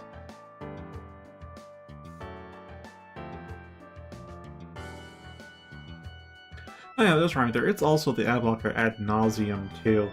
I don't hear about it as much. It's based off of uBlock Origin. I don't know if it's completely up to date, because when I tried it, I was getting the anti-ad blocker issues. But what it does different from uBlock Origin is that it tells the ads you've clicked on them or shown interest in them or watched them fully, even though you yourself see no ads at all.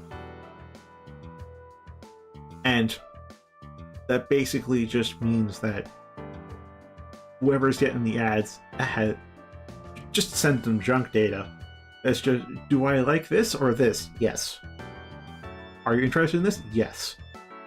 Are you not interested in this? Yes. It's just constant. By clicking on everything, you've basically fed them chaos.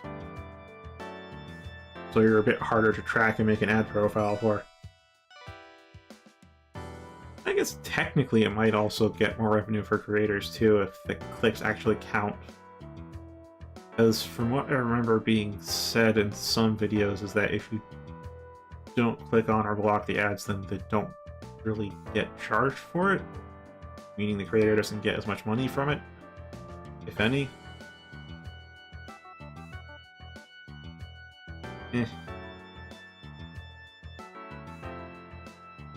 Again, I'm not monetized. I did not grow fast enough. Like, if streaming had, for me, or YouTube, or really any type of creation, had grown fast enough to, like, financially support myself off of, sure, I'd be doing that full time. But I got a job first, so this is just me doing it because I want to. Also the decision to stay small because, holy crap, I do not want to deal with a hive mind known as chat. Like, I know I'd get more money that way, but oh my god, that's not conversing with people, that's just being a meme.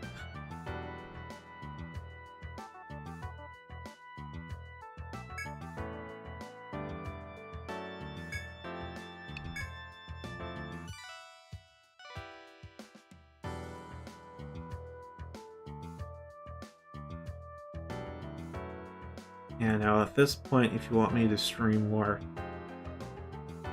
this would have to make enough money to replace my job, because I obviously can't work part-time at my current job.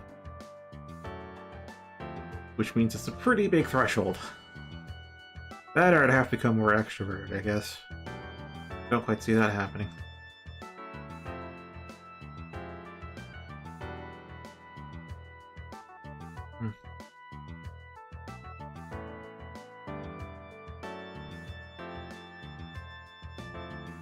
Hey, cordyceps. I think we can get that in the 4th stratum from gathering.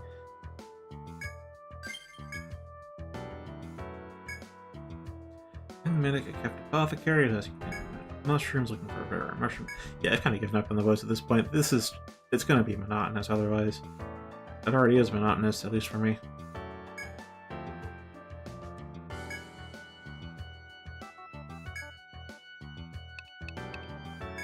Okay. Let's see what we can sell.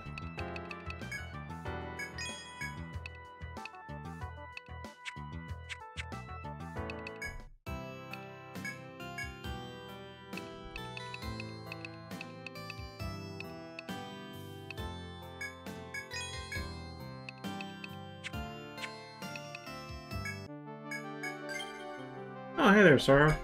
Been a week. Glad to see you've gotten a little bit more consistent. It has also caused me to check the time. It is 15:35. Alright, we're good. Good. An hour and a half left.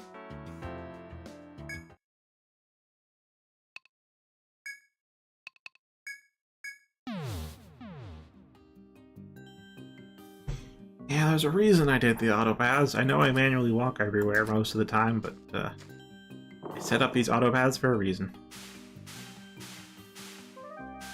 The reason why I manually walk is just because I deem it's like more effort to open this up and hit the play button and then have the cognizance to actually then turn it off so I don't auto walk 2 floors past where I want to go. Like, yeah, at this point it's just fuck. It's a long walk.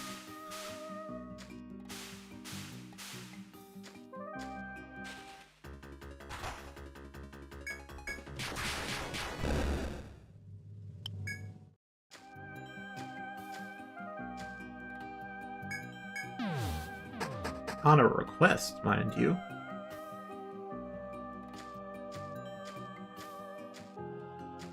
I have to get some cordyceps, and what I remember, we can get those from the 17th or 18th.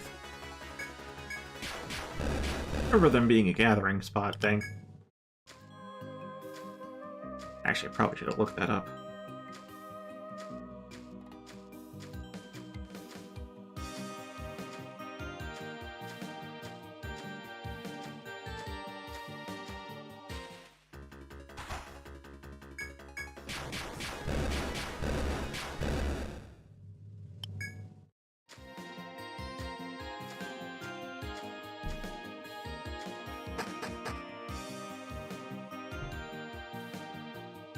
Okay, see, here I'd have to open that up and hit the play button again.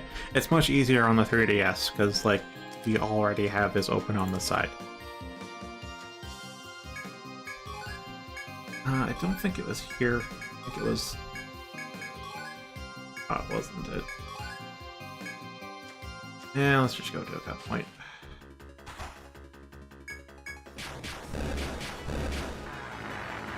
Sorry, chop point.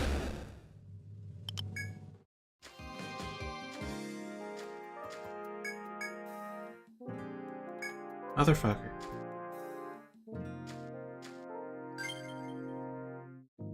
Okay, I guess I'll just take, 'cause that's all we can do until midnight.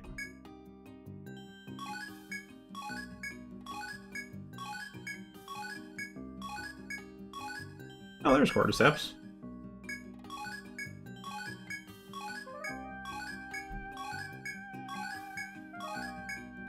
We're almost max level. Oh, yes. In fact, Fluff is max level. I'm 2 away. In fact, if I didn't rest, I would have been max, I think, before Fluff. Name of Alyssa? Wait, did I ever rest Alyssa? No, I rested just T-Dragon and myself. I was not happy with our skill allocation.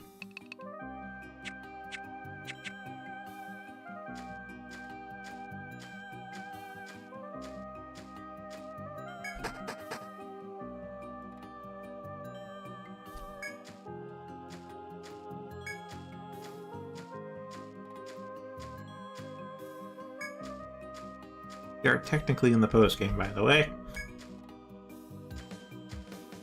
Technically.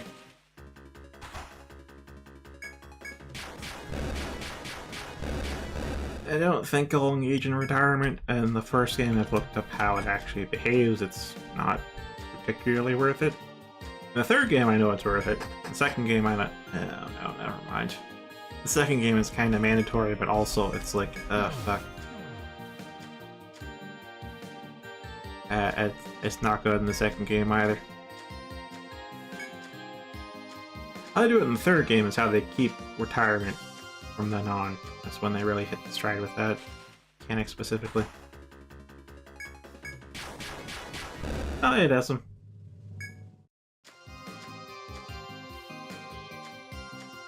Yeah, a little over halfway.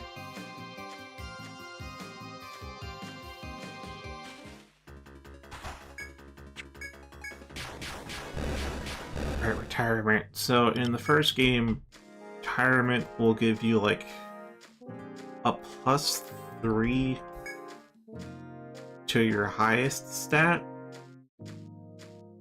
And then you get like 6 extra skill points. No, you can only chat a bot. You can't chat a bit. Oh, right. I'm so glad they have that. They added this in like 4 or 5 Untolds. I forget when they added this in, but I'm glad they backported that. Because yes, there are times in other games where I'm just like, oh yeah, let me just sell this. Wait a minute. Wait a minute.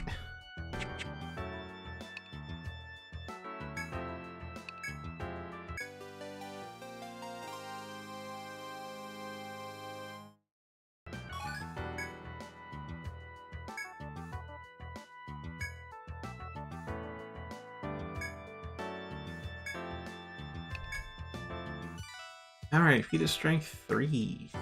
Go ye alone into the labyrinth and defeat the beast dwelling on B16F. Reward 4,000 Ental.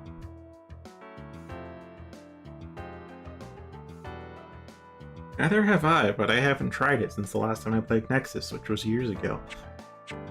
The year it came out.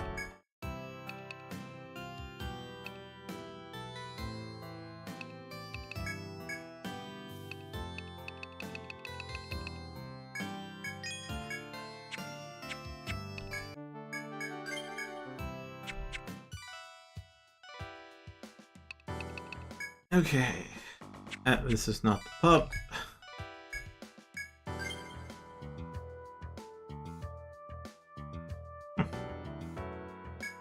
Well, welcome to the heroic side of things. You now have bragging rights, and also pride. The pride's more important.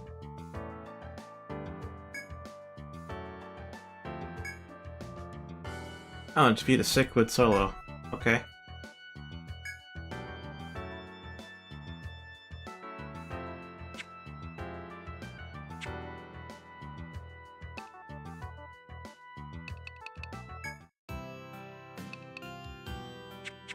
Alright, I'm just gonna have Fluff do this solo because this is the last ordeal. That's why Fluff will do it solo.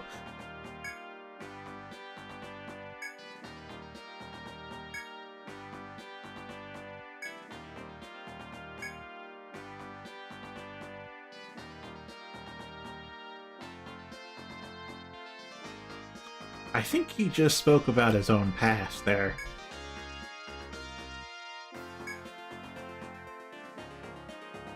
Oh, there's multiple solo quests in the first game. They removed them in later and Untold. Or maybe they kept one. Yeah, the Missile Shrine was unfortunately not that interesting. You think they'd make a new tile set for it, but no, they just color swap the old tile set. Which color swapping in of itself isn't bad, it definitely saves you a lot of time. They can spend towards developing other things, and hey, if you fight a red wolf and then fight a blue wolf, you instinctively know different color, it's probably different properties or stronger. It's a different monster.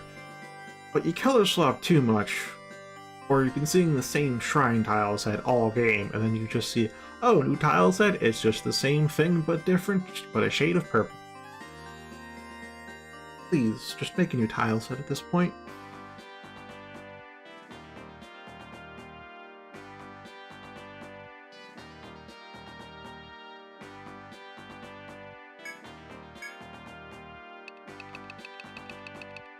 Now the real question is, do we...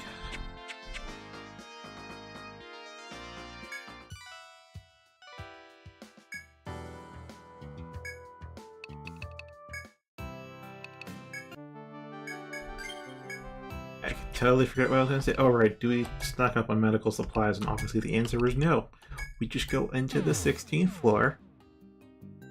Probably should have brought a bell.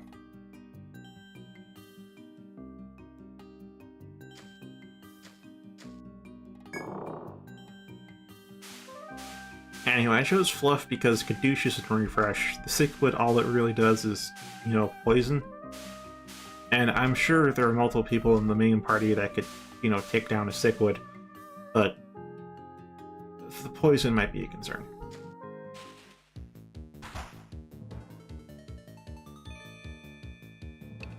Alright, we're not full HP or TP. Whatever. Alright, so we don't really need to worry about... Wait, there's Branch, which is Bind, and Poison Breath, which is Poison. So, we don't need to Immunize. We just do Caduceus.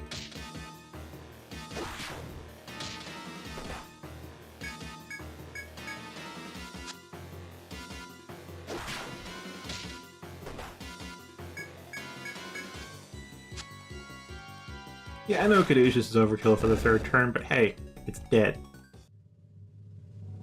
We got nothing for it.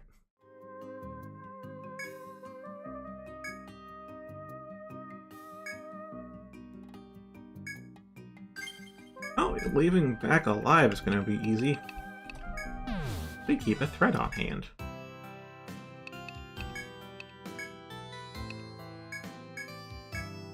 And no, that was... I mean, as difficult as the rest of the game is. Just to say not at all. Once you've leveled a bit, it's really not difficult. Especially if you know what you're doing. Now then, back to the old formation. So, Alyssa, Decim, because we're doing a bit of gathering, down in the 24th floor. T-Dragon, Fluff.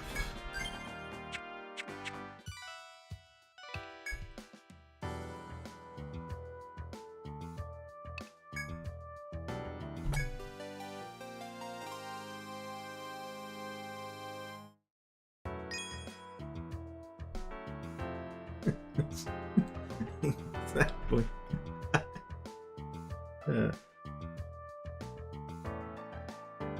Oh, seriously? Was there not one in existence before now? Oh, man. I really like the town atmosphere in 2. But I think when I've talked about it, it's kind of conveyed the point that it's really not a memorable game overall.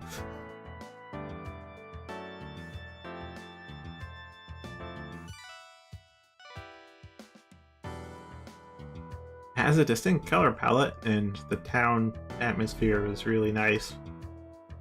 And to Untold, it kept most of the town atmosphere. The dialogues changed or tweaked, and of course we're missing the hospital, because they rolled that into the inn in the 3rd game. Or rather, they split it between the inn and the main shop. So not exactly the same, which gives you reason to play the original, but yeah, the second one's not terribly memorable.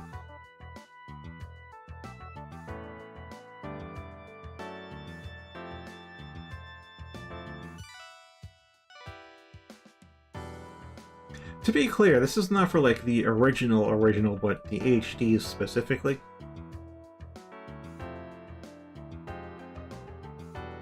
Because I would be surprised if they just didn't have a skill sim for the original games at this point. I mean, 2, a little bit believable. It's got that middle child syndrome for the DS games.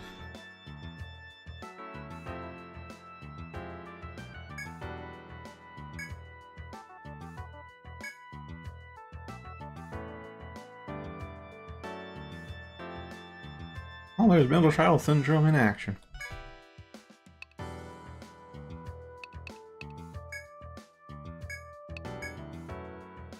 I refuse the death.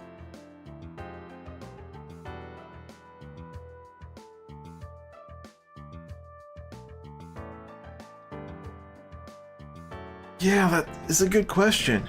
It is a good question whether it's for OG or HD. Because as we've seen here right here in the first game, they redid Healing Touch. So while a lot of things will be the same between the two, they aren't 100% matching. I know there's a skills in for 3 though. I have found that myself. Original 3. I don't know about HD 3 though. They made it have just not thought to do a skill sim for it, because probably the same as the 3rd, except there's probably some subtle but important differences anyways. And look, the reward for this one's 50 yen, which means it's a morally just request to take, probably. Kid.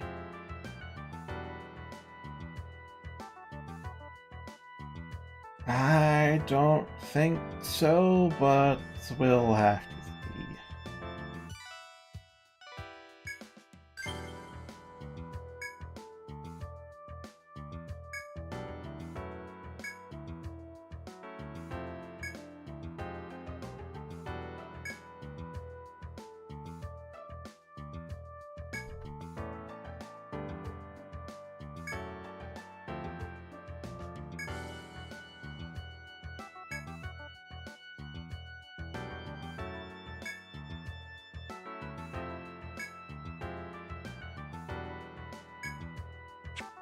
Alright, now goes the Keft Apothecary. Also, it is time where we can actually do some harvesting again, because it's past midnight. But we'll probably have to take for this request. Gum thread, red blood, blue blood, and drywall. Oh, it's all 5th stratum stuff. So we need to do take, mine, and kill a bunch of shit. 25th floor would be good for the blue blood. Probably the red blood too, if not the 24th floor. Gum thread. Yeah, we'll just make our way to the take and mine points. I think there's a mine point we have to go to now anyways.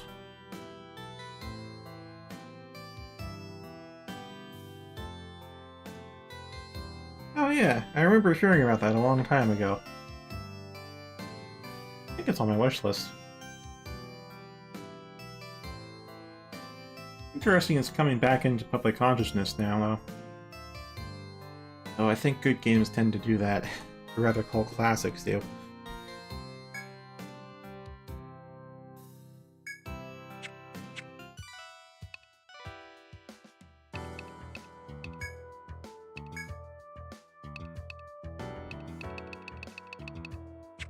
Okay, so no extra stuff to store. For me in my off stream, I've been doing Whispers in the Wall update for Warframe and Lunasit, Kingsfield inspired thing from Kira, who normally makes horror games, and man, does it work for a dungeon crawler, because it knows how to make some scary places. Like, sure, you can kill all the monsters there, but, like, still spooked as fuck.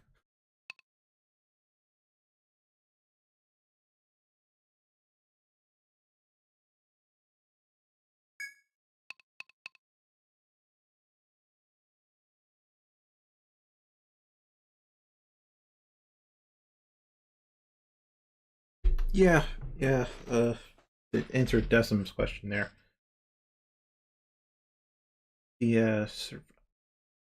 For 2, they basically kept all the same classes in terms of name and theme, but then they redid all the skill trees. And then they add a couple more classes on top. Actually, at least 2. 3. Gunner, Beast, War Magus.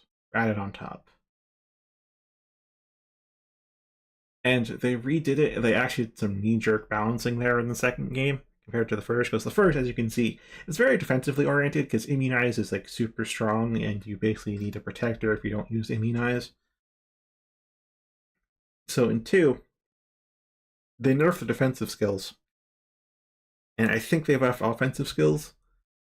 I don't know if they buff offensive skills, but it came out to be like, it's just, you kill them before they kill you. Your protector's virtually useless. Your medic is really only good for offense, and maybe reviving.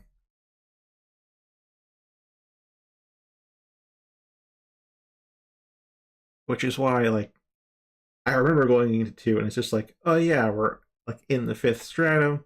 We have a protector who's obviously up level, and they take 60% of their HP from a single attack. What the fuck is their damage calculations?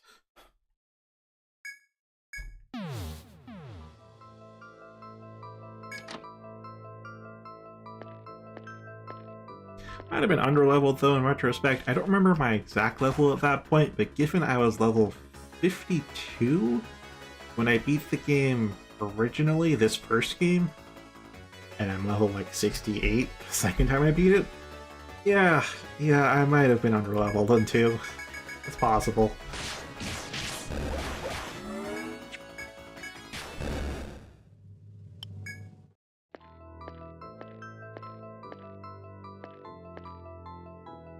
Yeah, so trying to remember the damage formula. So I don't remember the exact damage formula, but for the first 2 games they use the same formula, and it's basically strength and vitality aren't factored into it. Instead, it just uses your attack and defense stats, which of course strength and vitality do play a part in, but that just means that your equipment is as important, if not more important, than your core stats. And beyond that, there's like a level multiplier, so like a higher level takes less damage and does more damage compared to a lower level. Other than that, it's like attacker's attack stat minus the defender's defense stat, adding like 5% randomness to it. There's your damage taken.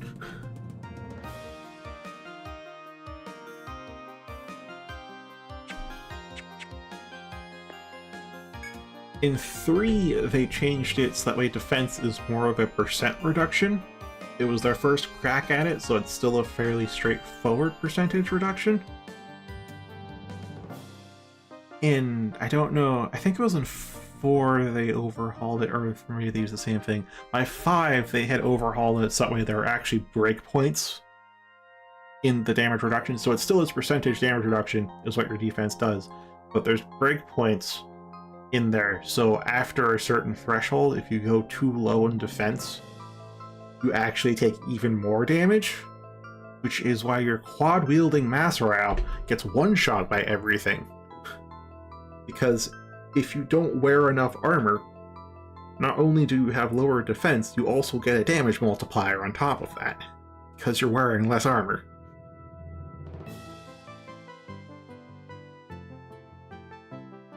Maybe Decim.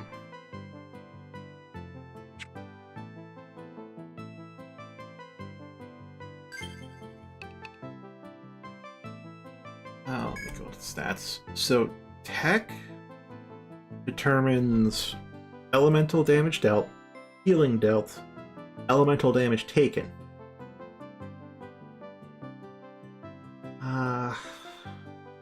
For ailments, I'm trying to remember if Tech actually played a role.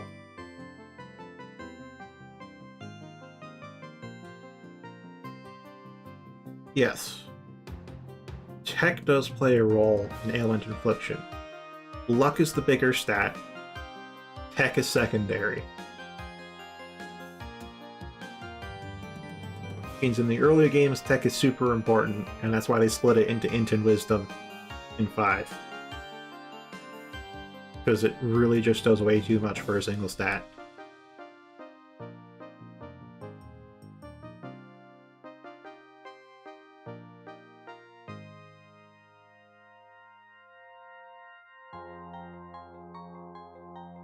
I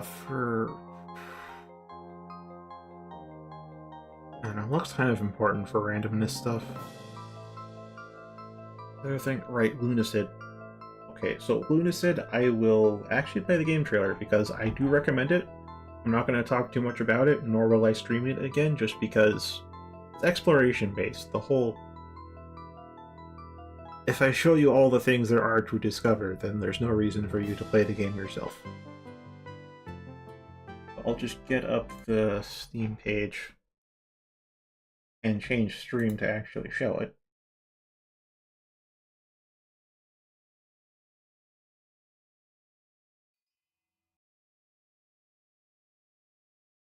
Yep.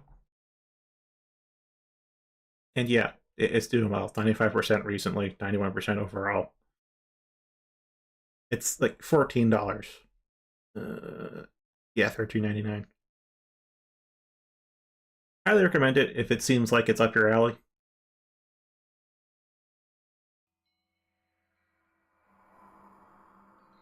Long ago, a great beast came from the sea and brought with it a poisonous fog that spread across the earth. Corrupting everything it reached, the poison fog slowly transformed the world and brought about a new age.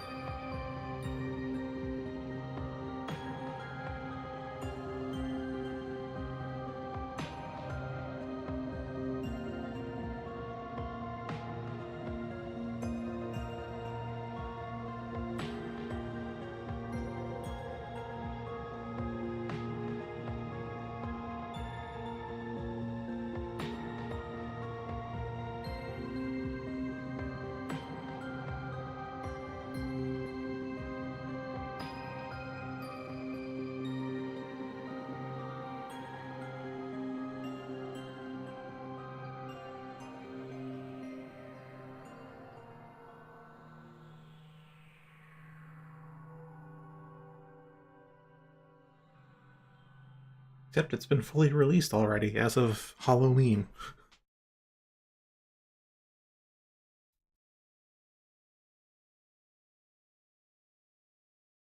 I mean, given how much you can level up your stats to the point that you can get pretty ridiculous, so yeah, it does have a bit of the Elder Scrolls in there.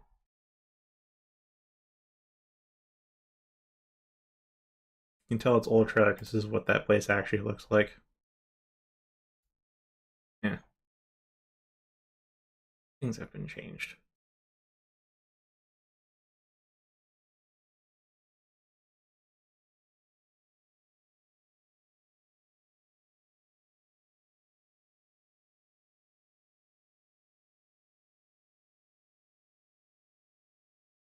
Yes, again, if this seemed interesting to you, I'd highly recommend it. It's pretty cheap for a game.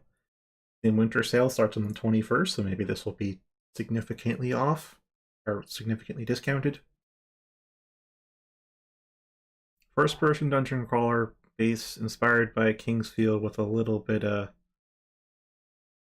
it's definitely got From Software influence in there.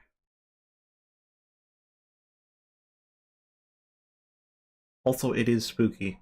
Like, the solo developer project and this person's whole history has just been...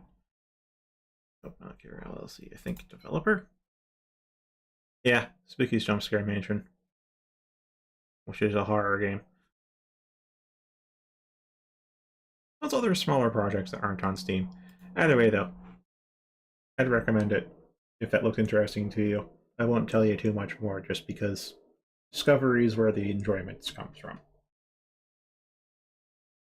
Now back to Etrian Odyssey.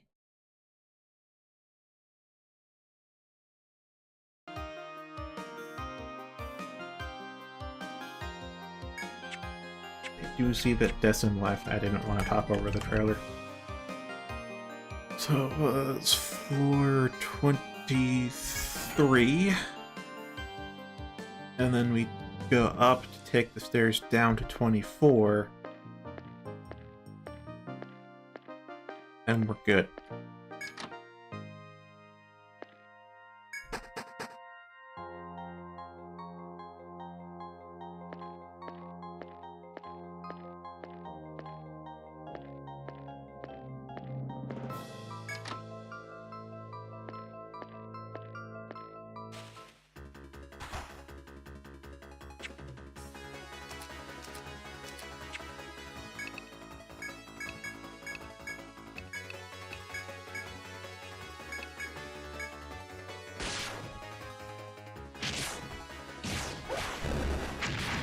Tree's dead.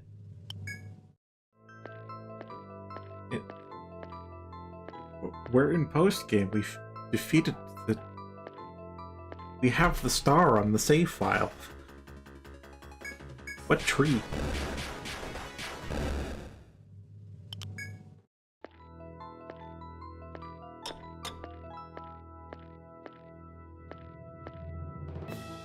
Yeah, I just ignored all the requests up until now because what rewards do they give you?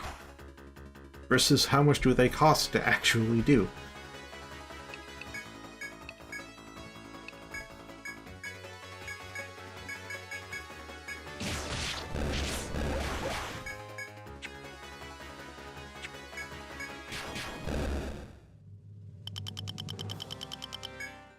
Yeah, no, we haven't gone down to 26 yet. I'm planning to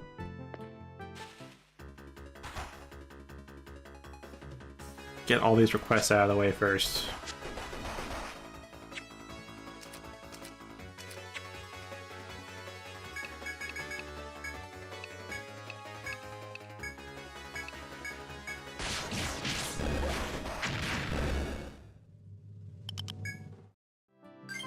I mean, initially I was thinking, yeah, we'll go straight down to floor 26, but then I'm like, we have how much requests to do, and it would kind of bother me to leave them unfinished, and then say, yeah, I 100%ed the game.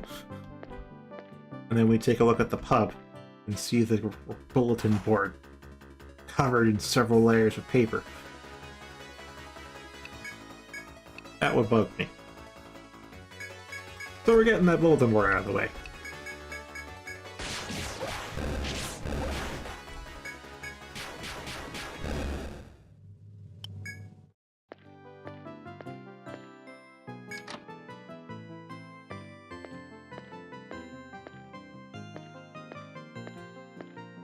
Now, I know red blood comes from red wolves, which we aren't encountering here, and blue blood comes from the crab things here in the 5th stratum, which we also aren't encountering here, but they should both be in ample quantities on the 25th floor. At the very least, we can get blue blood on the 25th floor. But for now, again, I'm just filling out the details of my map by making sure that this gather mining point is annotated properly with what it actually drops.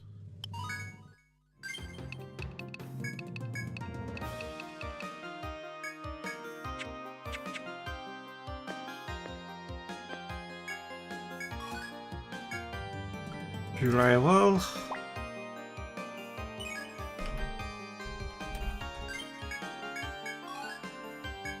Well, it's probably drywall, crystal, and shiny seed.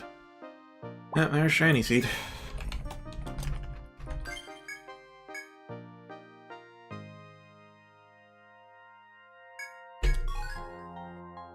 Yeah, it's definitely got an atmosphere.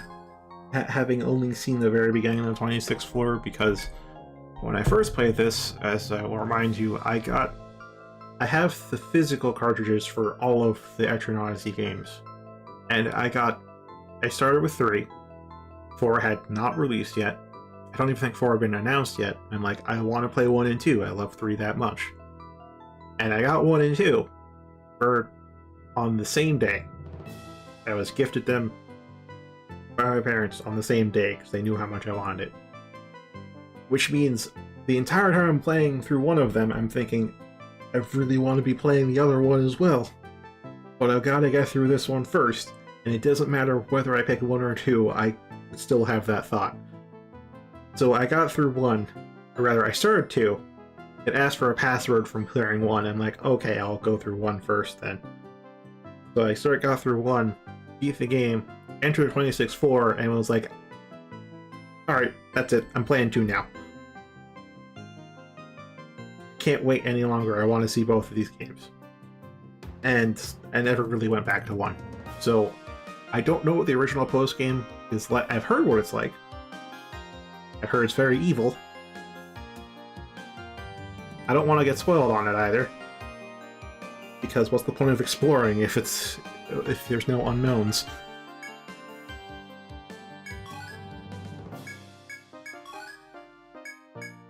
So here in HD, it is going to be the first time I'm actually doing that, but when I went down the stairs and I saw the 26th floor tile set, I'm like, oh, this is very uncomfortable. Because it's low ceiling, and while it looks like cave, it also looks like flesh at the same time. And I know the random encounters there have enemies that look like white blood cells, so it's like, oh god, we're inside something right now.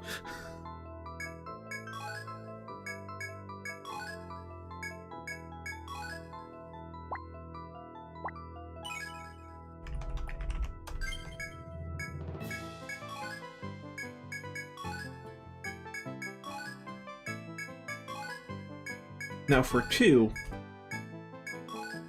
I didn't really get into the post-game. Not because I didn't want to, but because I made the wrong party.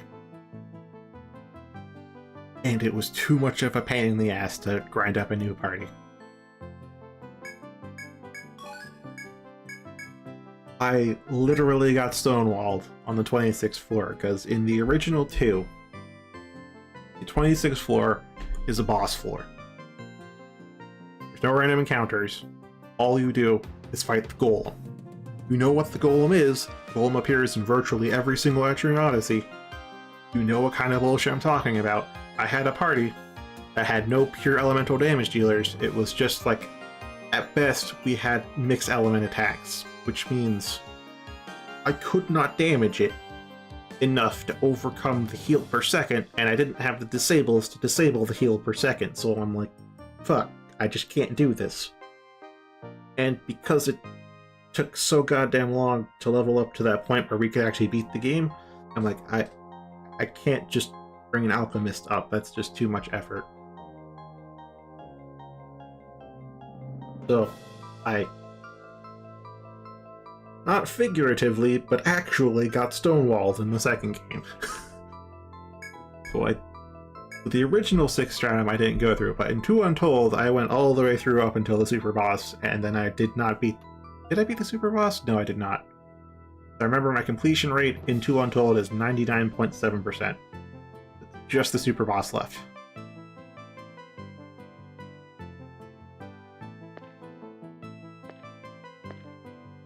And I did get to see the 6 stratum in the first Untold, but because the first Untold's a lot... honestly, I'd say it's the least enjoyable entry in the entire series, so... I got to see as much as the story gave us, but I want to do it in Classic before I really do it in Story, and that game is not really designed well in Classic, so eh. Nyeh.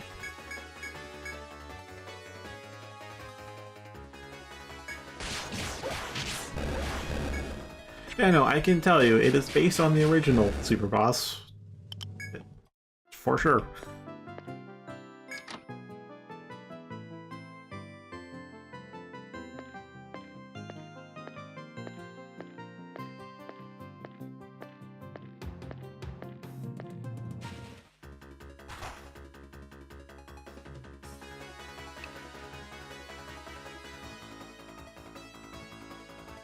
And I mean, maybe mild spoilers for 3, but the super boss in 3 has the very apt nickname of Cthulhu Casino.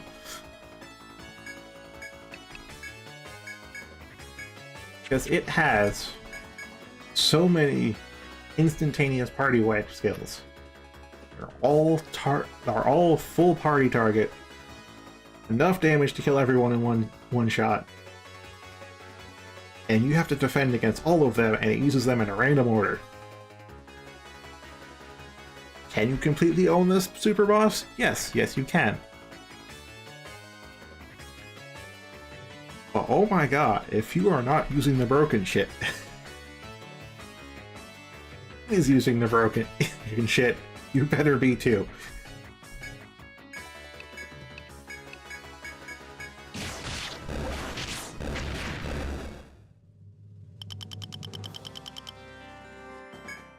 Yeah, I can indeed claim that I have defeated Abyssal God. It took me a long time. In fact, the first time I played, well actually the first 12 times I played 3 a hell of a lot. I never beat the Abyssal God in all that time, but once I started to 100% the games, with I think 5 was the first one I 100%ed, then gave me the confidence to go back to older entries and try to 100% them. So I went back to 3 and I'm like, alright, 100% this. I did it. I had to get some help on how to like construct my party, but I got one, I killed it. 3 is 100%. So yes, I can claim I have defeated the Cthulhu Casino. But it is a very apt nickname.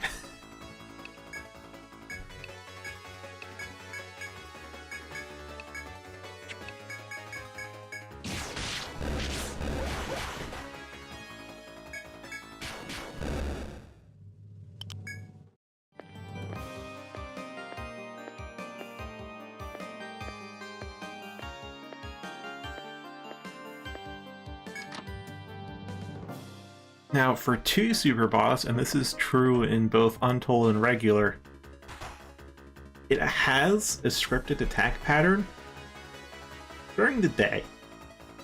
At night, it is entirely random.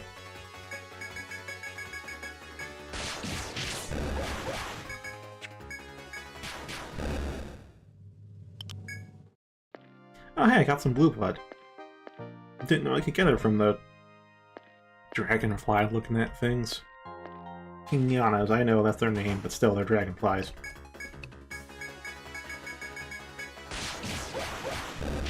Oh, thank god, those auto attacks are enough. If they were just short and we all got put to sleep, that would be... we'd probably survive that, but it would just be painful to sit through.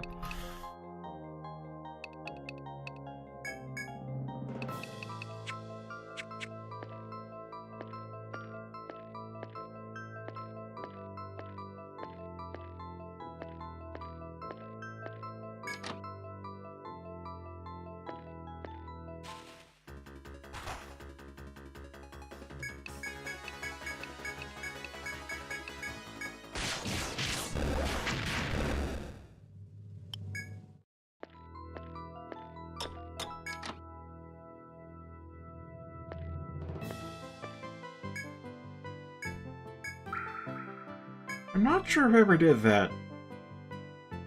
I know 100% at 4, but full power warp savior does not count towards 100%. I know I was planning to do it. I don't think I ever went through with the plan, though.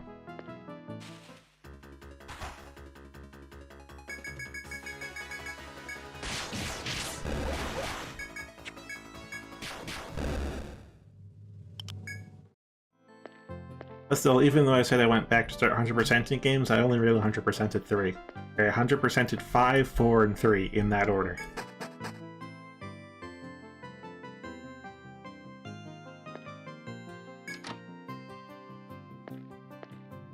After that, I think I went to 2 Untold, and it was just, yeah, no, that super boss is ridiculous. Yeah, I remember the name, I'm not saying it though, because of, well, mild spoilers. No, it doesn't really tell you much, it's Urchild. Urchild was just... I wanted to, like, not get help for that and actually come up with a party on my own, because, you know, I had confidence in myself. It didn't really work. And at that point, it's like, I'm a bit too prideful to ask for help at that point, so I'm like, alright, I'll set it aside for later. Because I have, like, basically every entry except for, I think, the first game and the first Untold at like 99 point whatever % complete. It's like just the super bosses left for all of them that aren't at 100%. And I told you why the first game and the first Untold aren't at that same high level, because I went off to play the second game for the first, and I just don't really enjoy the first Untold. Every now and again, I try to force myself through it. I get maybe halfway through and I'm like, yeah, no, I remember why I quit playing this. Someday I'll get through it and I'll be able to say I 100%ed the first Untold, but like, I don't know when that'll be.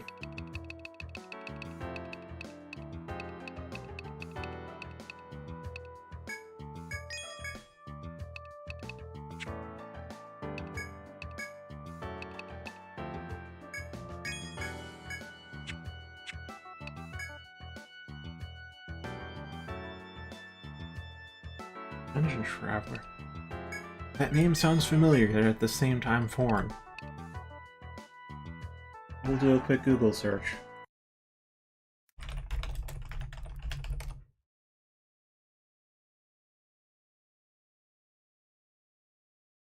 And the first thing that comes up is apparently a reused copy being sold for $300. What the? It's a PS Vita game. Oh, that reminds me, Class of Heroes. Oh my god.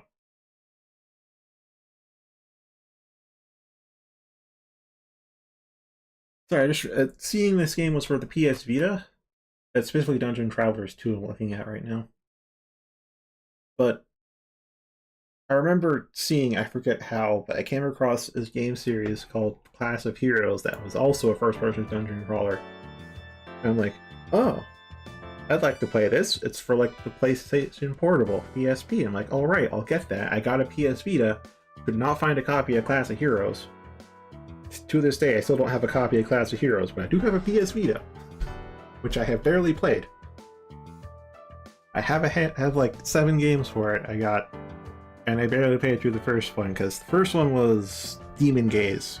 There's a Demon Gaze 2 out at this point. I remember that much. Haven't played it. Got, I think, most of the way through the first Demon Gaze, and then kind of ran into a bit of a hole.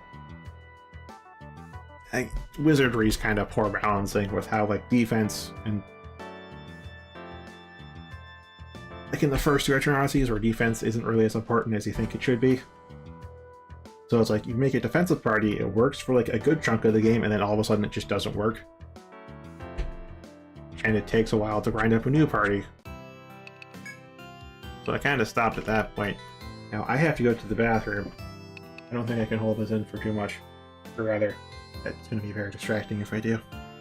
So I'll BRB in like, let's say 10 minutes.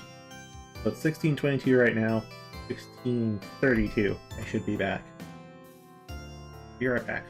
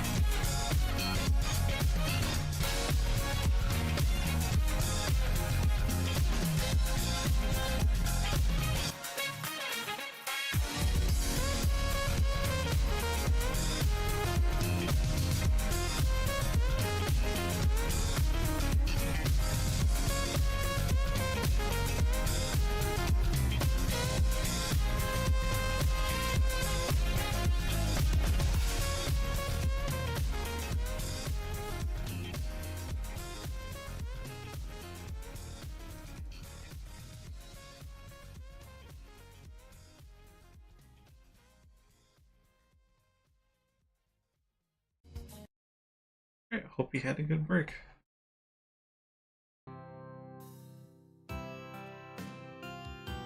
Did have time to look a little bit at the Steam page, so I have added to my wish list.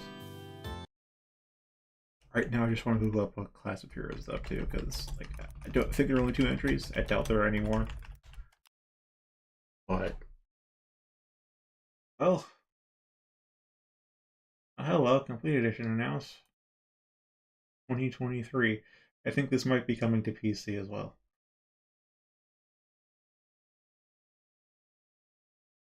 Yep, Wonder will launch in early 2024 for PC, PlayStation 5, and Nintendo Switch.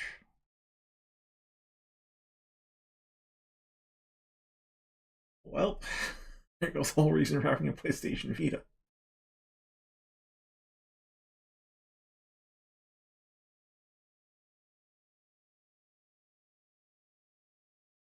Oh, hello, and it already has a Steam page. Okay, let me just actually show this one out.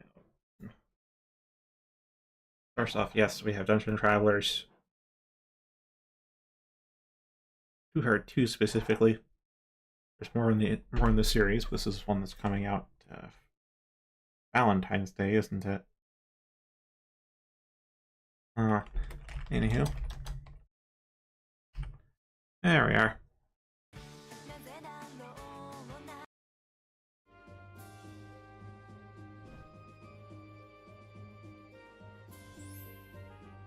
It's just 2024.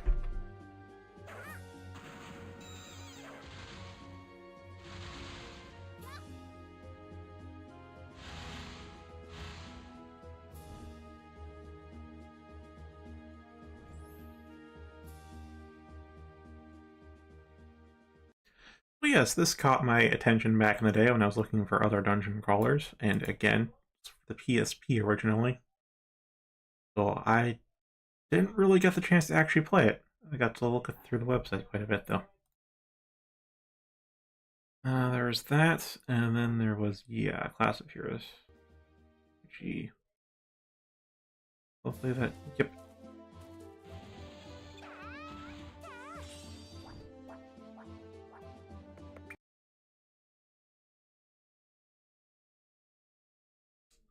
Anywho. It looks like next year's going to be a good year for games. Or at least a good year for my kind of games. Now then, back to our current dungeon trek.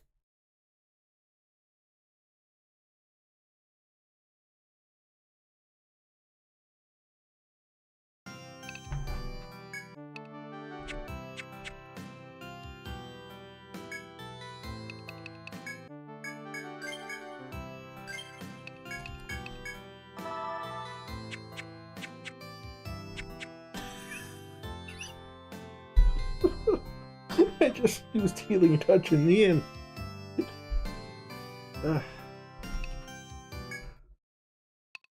Okay. Okay. Flexing aside.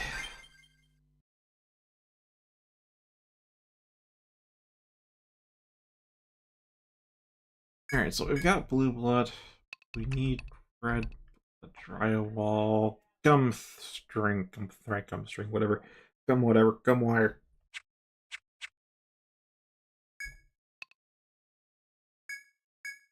and red blood, which we get from red wolves.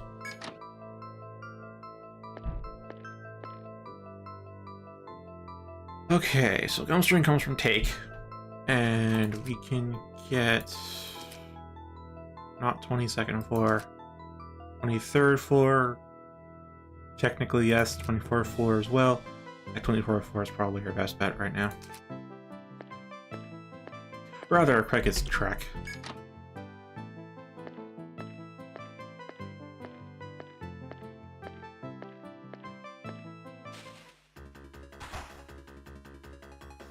Oh, welcome back.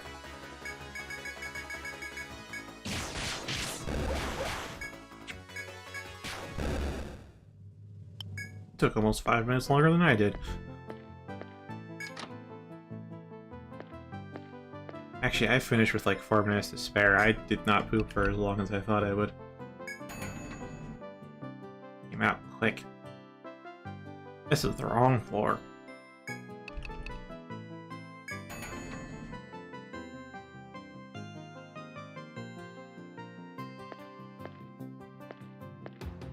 Great, so what I did miss, and what I guess I should show as well again. So there is... Yeah, so yes, I did find the Steam page. Just on the wish list. But also, a quick search on Class of Heroes, and that's also coming out in 2024 on Steam. As well as its sequel. Really going to come out as one collection, but also individually. I don't see a Steam page for the collection. As you can see, it doesn't really show up. But we still have 1 and 2. So these were the games that caught my eye in my youth when I wanted more dungeon crawlers, but they're for the PSP, and I just never got around to playing them. Yeah, I didn't know either. But you mentioning dungeon crawlers made me remember this game, and then I just did a quick Google search, like, hey, anything going on with it? Okay, looks like next year's gonna be good.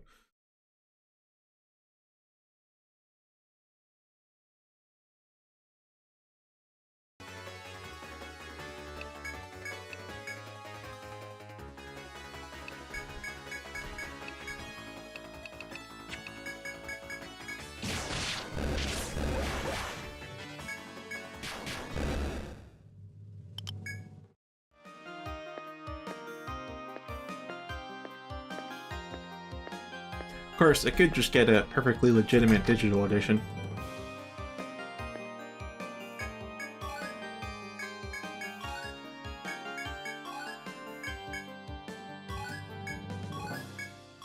Alright, I know I can get Gumstring here, but the question is, will we get Gumstring?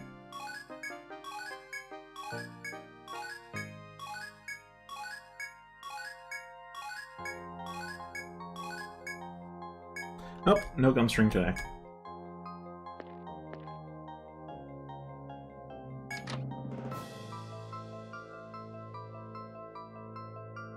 Ooh, right. Oh, speaking of randomly generated, oh, what was the name? There's another DS dungeon crawler that...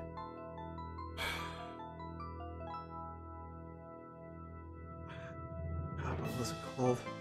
I even have the physical cartridge too, so I could just get up and look at it. But I want to try to remember. But the labyrinth in that one was also randomly generated, but it was generated on character creation, or rather on save style. I didn't really create a character. You had a fixed character you controlled that had a fixed story, but on New Game is when the whole labyrinth was generated, so each time you did New Game, you'd have a different layout. And it was a long-ass game. I never really beat it even once. I think I only did it... I think there's only one time I did New Game, which is when I realized, oh shit, this isn't like a fixed map. This is legitimately randomized every time you make a new save. Like, it's the same layout per save. So if you leave an area, come back, it's the same map. But if you make a new save, start over again, New Game Plus or whatever, totally different.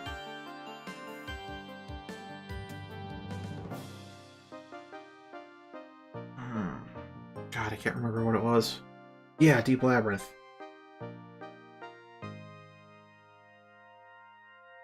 Let me search that as well, just to double check we are correct on that. Yeah, it's Deep Labyrinth.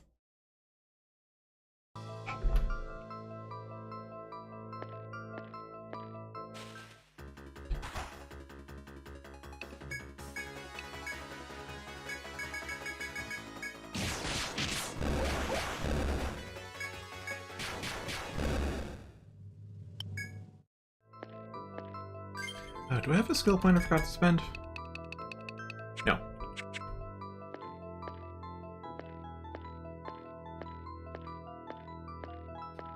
I don't really know how they re-released Deep Labyrinth, if at all, because that did actually make use of the touchscreen.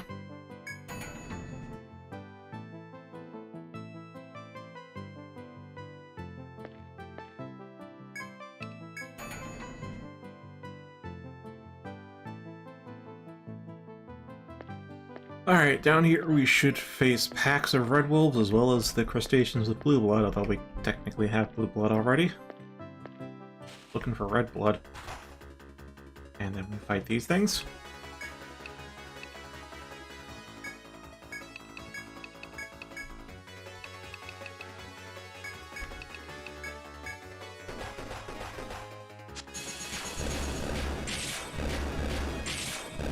I don't even need to use Freezer, just use Cutis. Nice. Alright, custom. Okay, one more point to put into TP up, and then we're maxed out.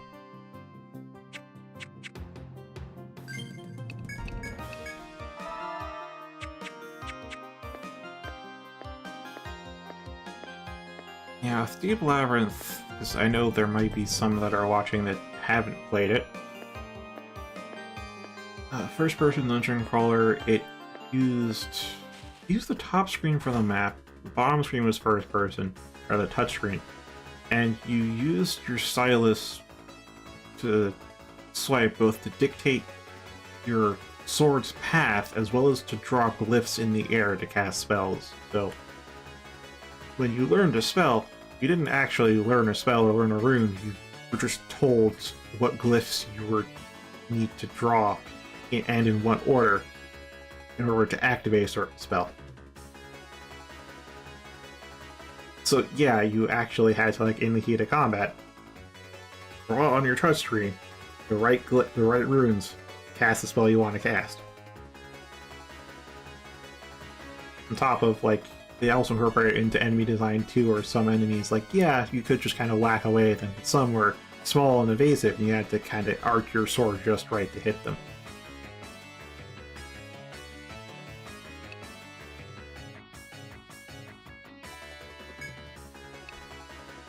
Wouldn't say combat was terribly difficult, but, like, it's unique enough that I don't think you could easily replicate it on another platform.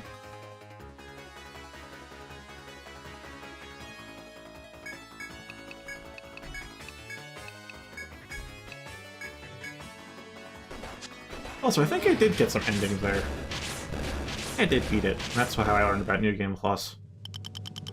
Because there are some, like, real deep hidden shit you have to find in these randomly generated labyrinths to actually get the good ending. And because I know I beat it, I'm like, yeah, I beat it. Wait a minute, this is a bad ending. How did I get the bad ending? Hey, Mako. Well, our guest said welcome back, Mako. You were here earlier. Well, I mean, there's 15 minutes left. If you want to play more Pokemon, we could just end the stream here.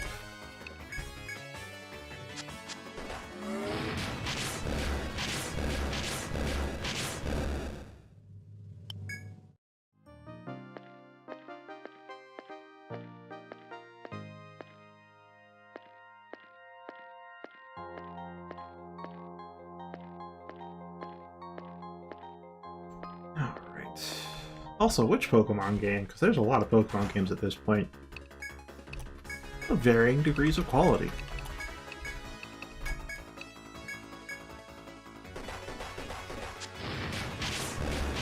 Yeah, if I'm gonna play a Pokemon game again, it probably would be Gen 3. Pokemon Emerald will catch my fancy. There's also Soul Silver, too. Play that at some point.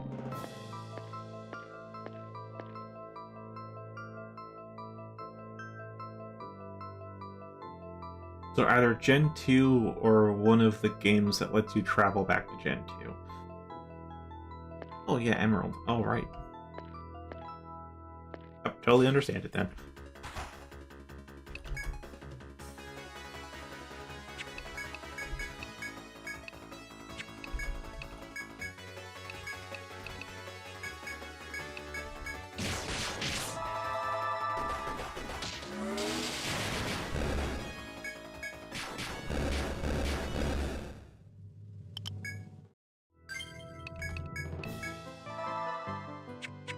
Yeah, what we're doing right now is we're on a request to get certain items from the labyrinth, and we have 2 out of 4. One of them we get from Take, but we're out of Takes for the day. Didn't get it. And the other one we need to get from Red Wolf. And I remember Red Wolves appearing on the 25th floor, so we're down here to find them and kill them and hunt them until we get the red blood we so deserve.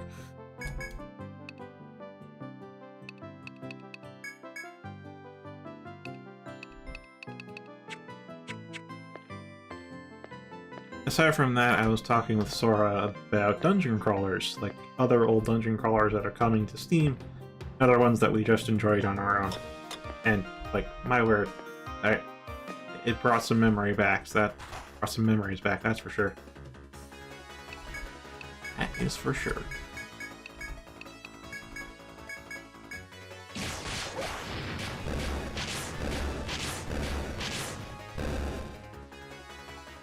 I don't think I had too much fondness for Leland. Eevee and all of its evolutions was definitely amongst my favorites.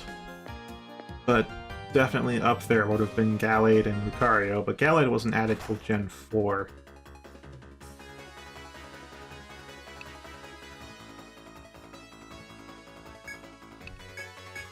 That was just new, like, living armor thing in the whatever the hell generation we're on currently. Which would make me want to play the new gens if not for, well, all of the bloat and bugs and stuff. I feel like they had a critical mass in their development.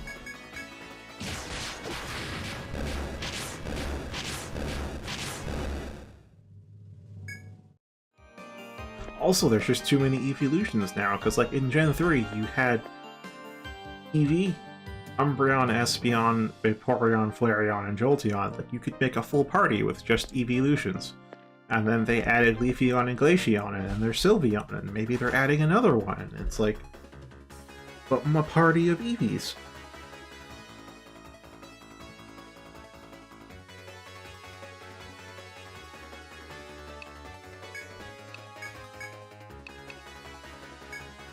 And Gen 4 is fun. I would still say Gen 3 is more memorable, though.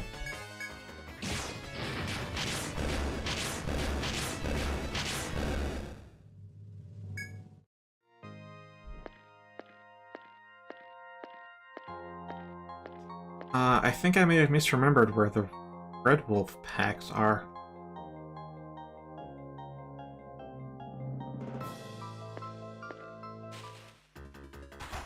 Yeah, they just aren't appearing. Unless they only appear during the day. Which is possible. This game doesn't really leverage the day-night cycle that much, but it doesn't not leverage it.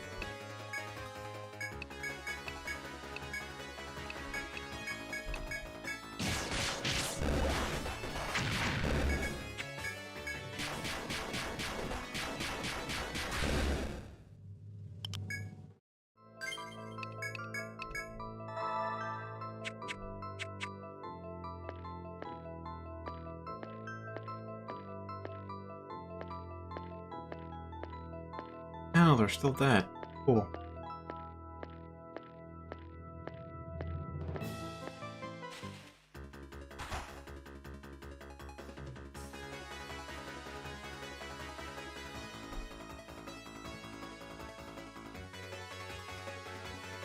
Yeah, a few older gens where they actually released the combo versions, those were good.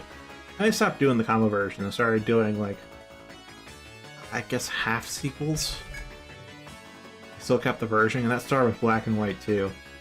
Instead of doing it gray. Or maybe it was with X and Y. I forget which one came first. No, black and white came first. Black and white is Gen 5, X and Y would be Gen 6. I haven't really played past Gen 5, I don't think I want to. I started to notice some game design that I wasn't quite fond of. They added dailies in Gen 5.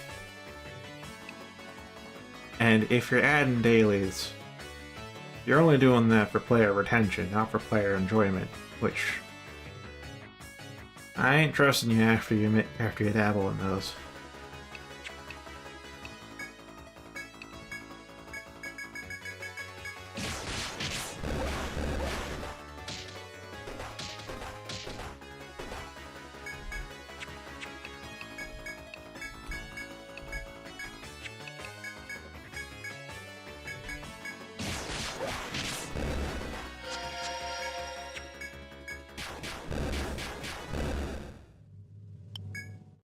However, I did get a perfectly legitimate digital edition of Soul Silver and Heart Gold, because I've heard good things about those, and those will probably be the latest gens that I ever play of Pokemon until I hear much better things.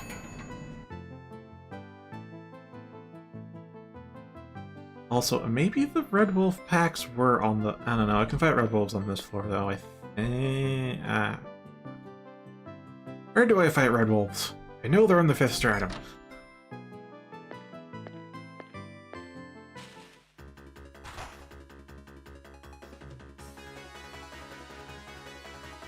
Now, I think that you can argue they stopped doing that with black and white because they didn't make gray, they made black and white too.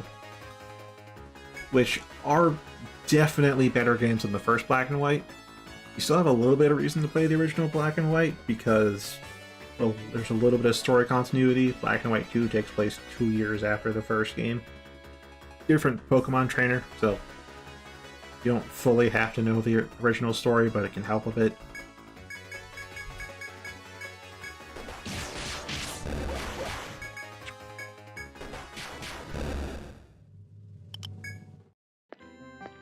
But yeah, there was no Gray.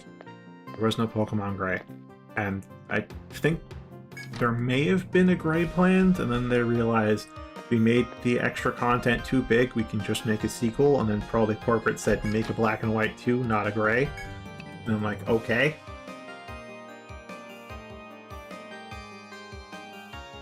Yeah, they added a lot in Gen 5. They did. And then with X and Y, I remember hearing there were plans for a Z, but they were too crunched on time, and so they dropped it. And from that point on, they're just like, well,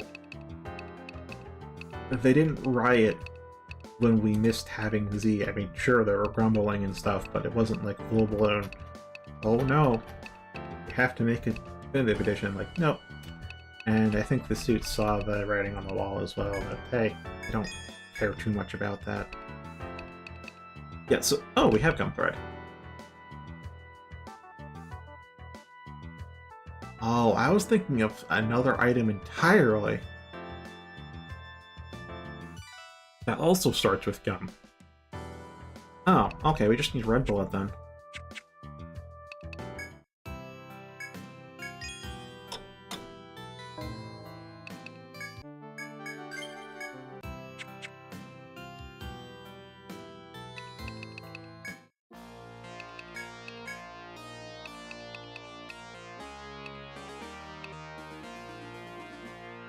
Where is it? I'm looking at the items. Yeah, that's items.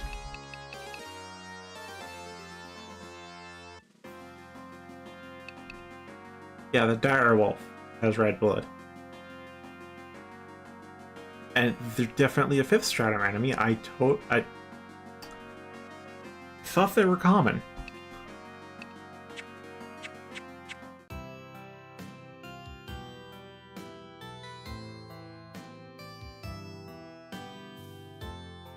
Yeah, the early 3D games were out there. They were definitely different. I'm mostly thinking of, I think, as Pokemon not Pokemon Coliseum, Pokemon... Actually, was it Coliseum? The sequel to it was Pokemon DX Gale of Darkness, where it's like there are no wild Pokemon, you instead capture other trainers' Pokemon. And like, it was definitely a Pokemon game, and it was definitely different. Whether you liked it or not, though, it depends on whether you could adapt to it.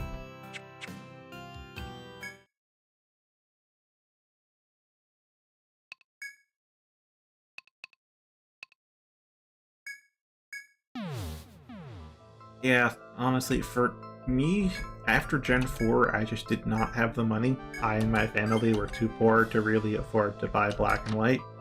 And like by the time I could maybe save up the money, then X and Y came out, and I'm just like, oh. At this point, I've kind of missed the whole generation, and I don't really care to keep up with now. And that's what happened, and I dropped off of Pokemon, and now I'm kind of glad I did. Rocket typo game. Yeah.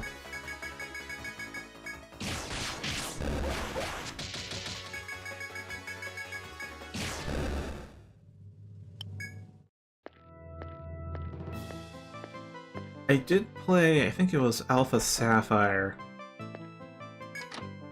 And yeah, I don't think it's a full substitute for the actual originals, but it was nice enough to play through.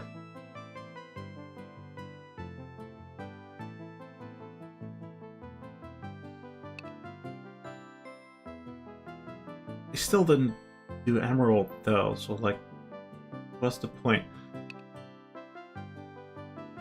Anyway, where the hell can I find Direwolves? You know what? I'll give 425 another go. It might actually be daytime things.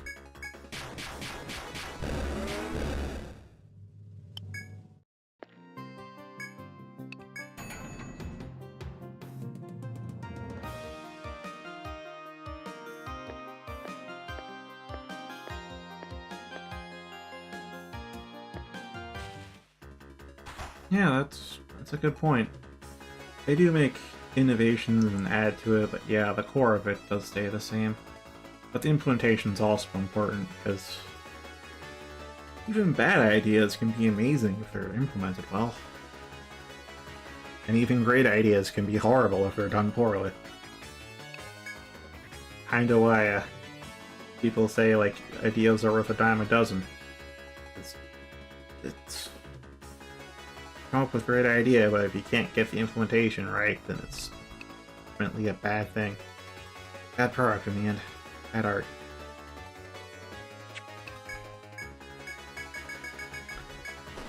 I thought I'd try to kill these guys with skills, but whatever. There's worth enough of a threat.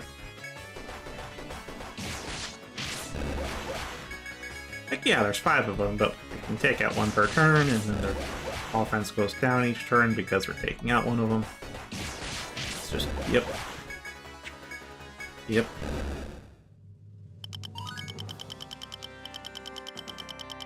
Yeah, it's like... That actually brings up a good point. Part of why I think Pokemon's a bit too much now. Before, I used to think Pokemon was a great entry point for anyone getting into video games because it's simple. It's basically rock, paper, scissors, but a bit more complex, at least when you get down to the basics. But then they just added all that extra shit to it, starting in, I think, Sun and Moon, and it's just like... How's anyone new going to get into this now that you've just added more layers on top?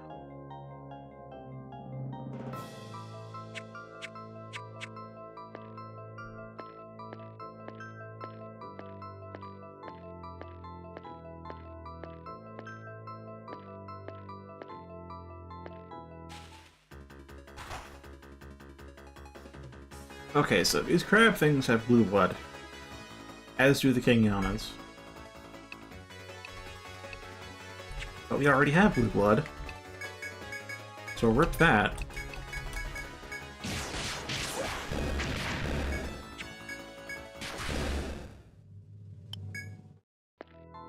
We just got blue blood from that. Okay, so I'm hoping there are actually Red Wolf packs down here. Haven't really been finding any.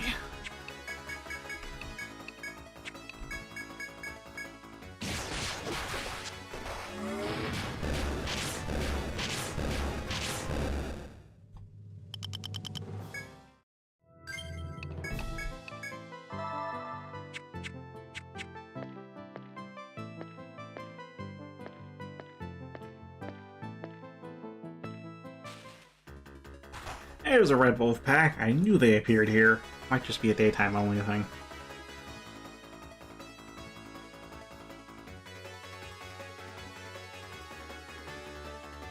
Yeah, for someone who doesn't know what to do, it's like, what the hell? Why did my Pokemon turn into crystal meth?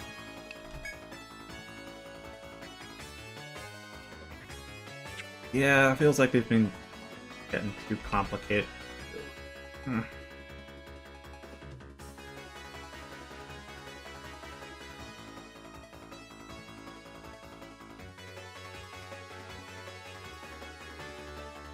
Yeah, they're getting too complex.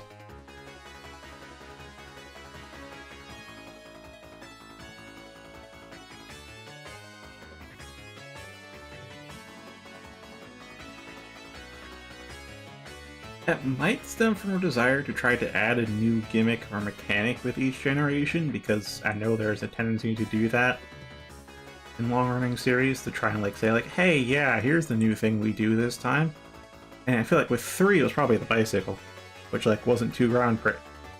Great mode of transportation. They made it very fun with the 3 different types of bikes, but like after that they started to overhaul the combat system with this stuff, and it's just like, what?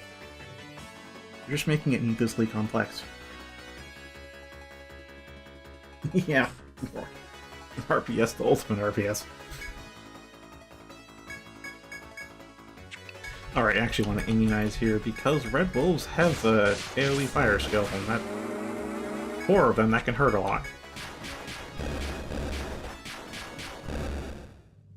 There's some red blood, now we have everything.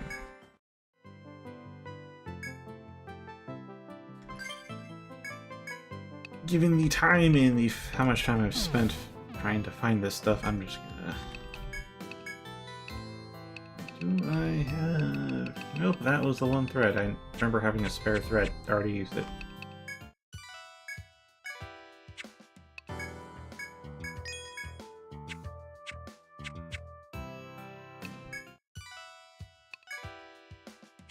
Alright, we have to go to the...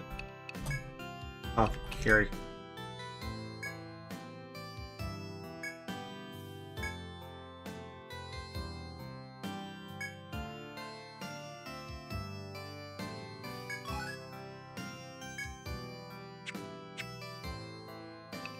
I wonder what the description for that says.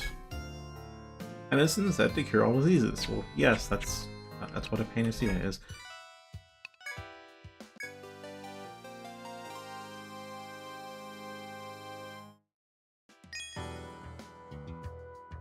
$50.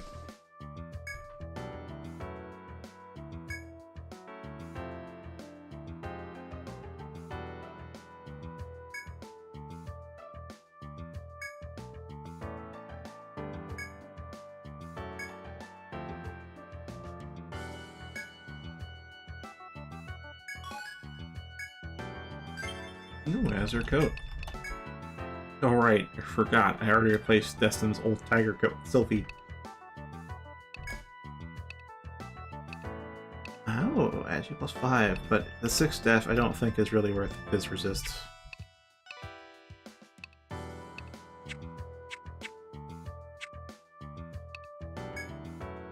Alright, we'll pick up with this stuff next week during the Christmas special. Sesame did come through with the sprites.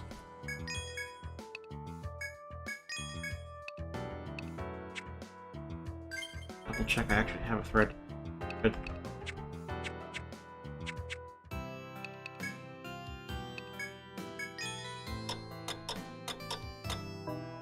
That RTP is maxed.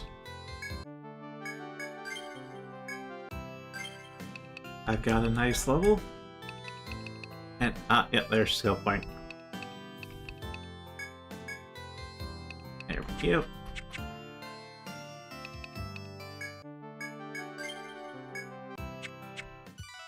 That. Call it a stream. Thank you very much for watching. It's been a fun time today. Reminded of many games. But next week we have the stream before Christmas. So until then, Have a nice week, and fare thee well.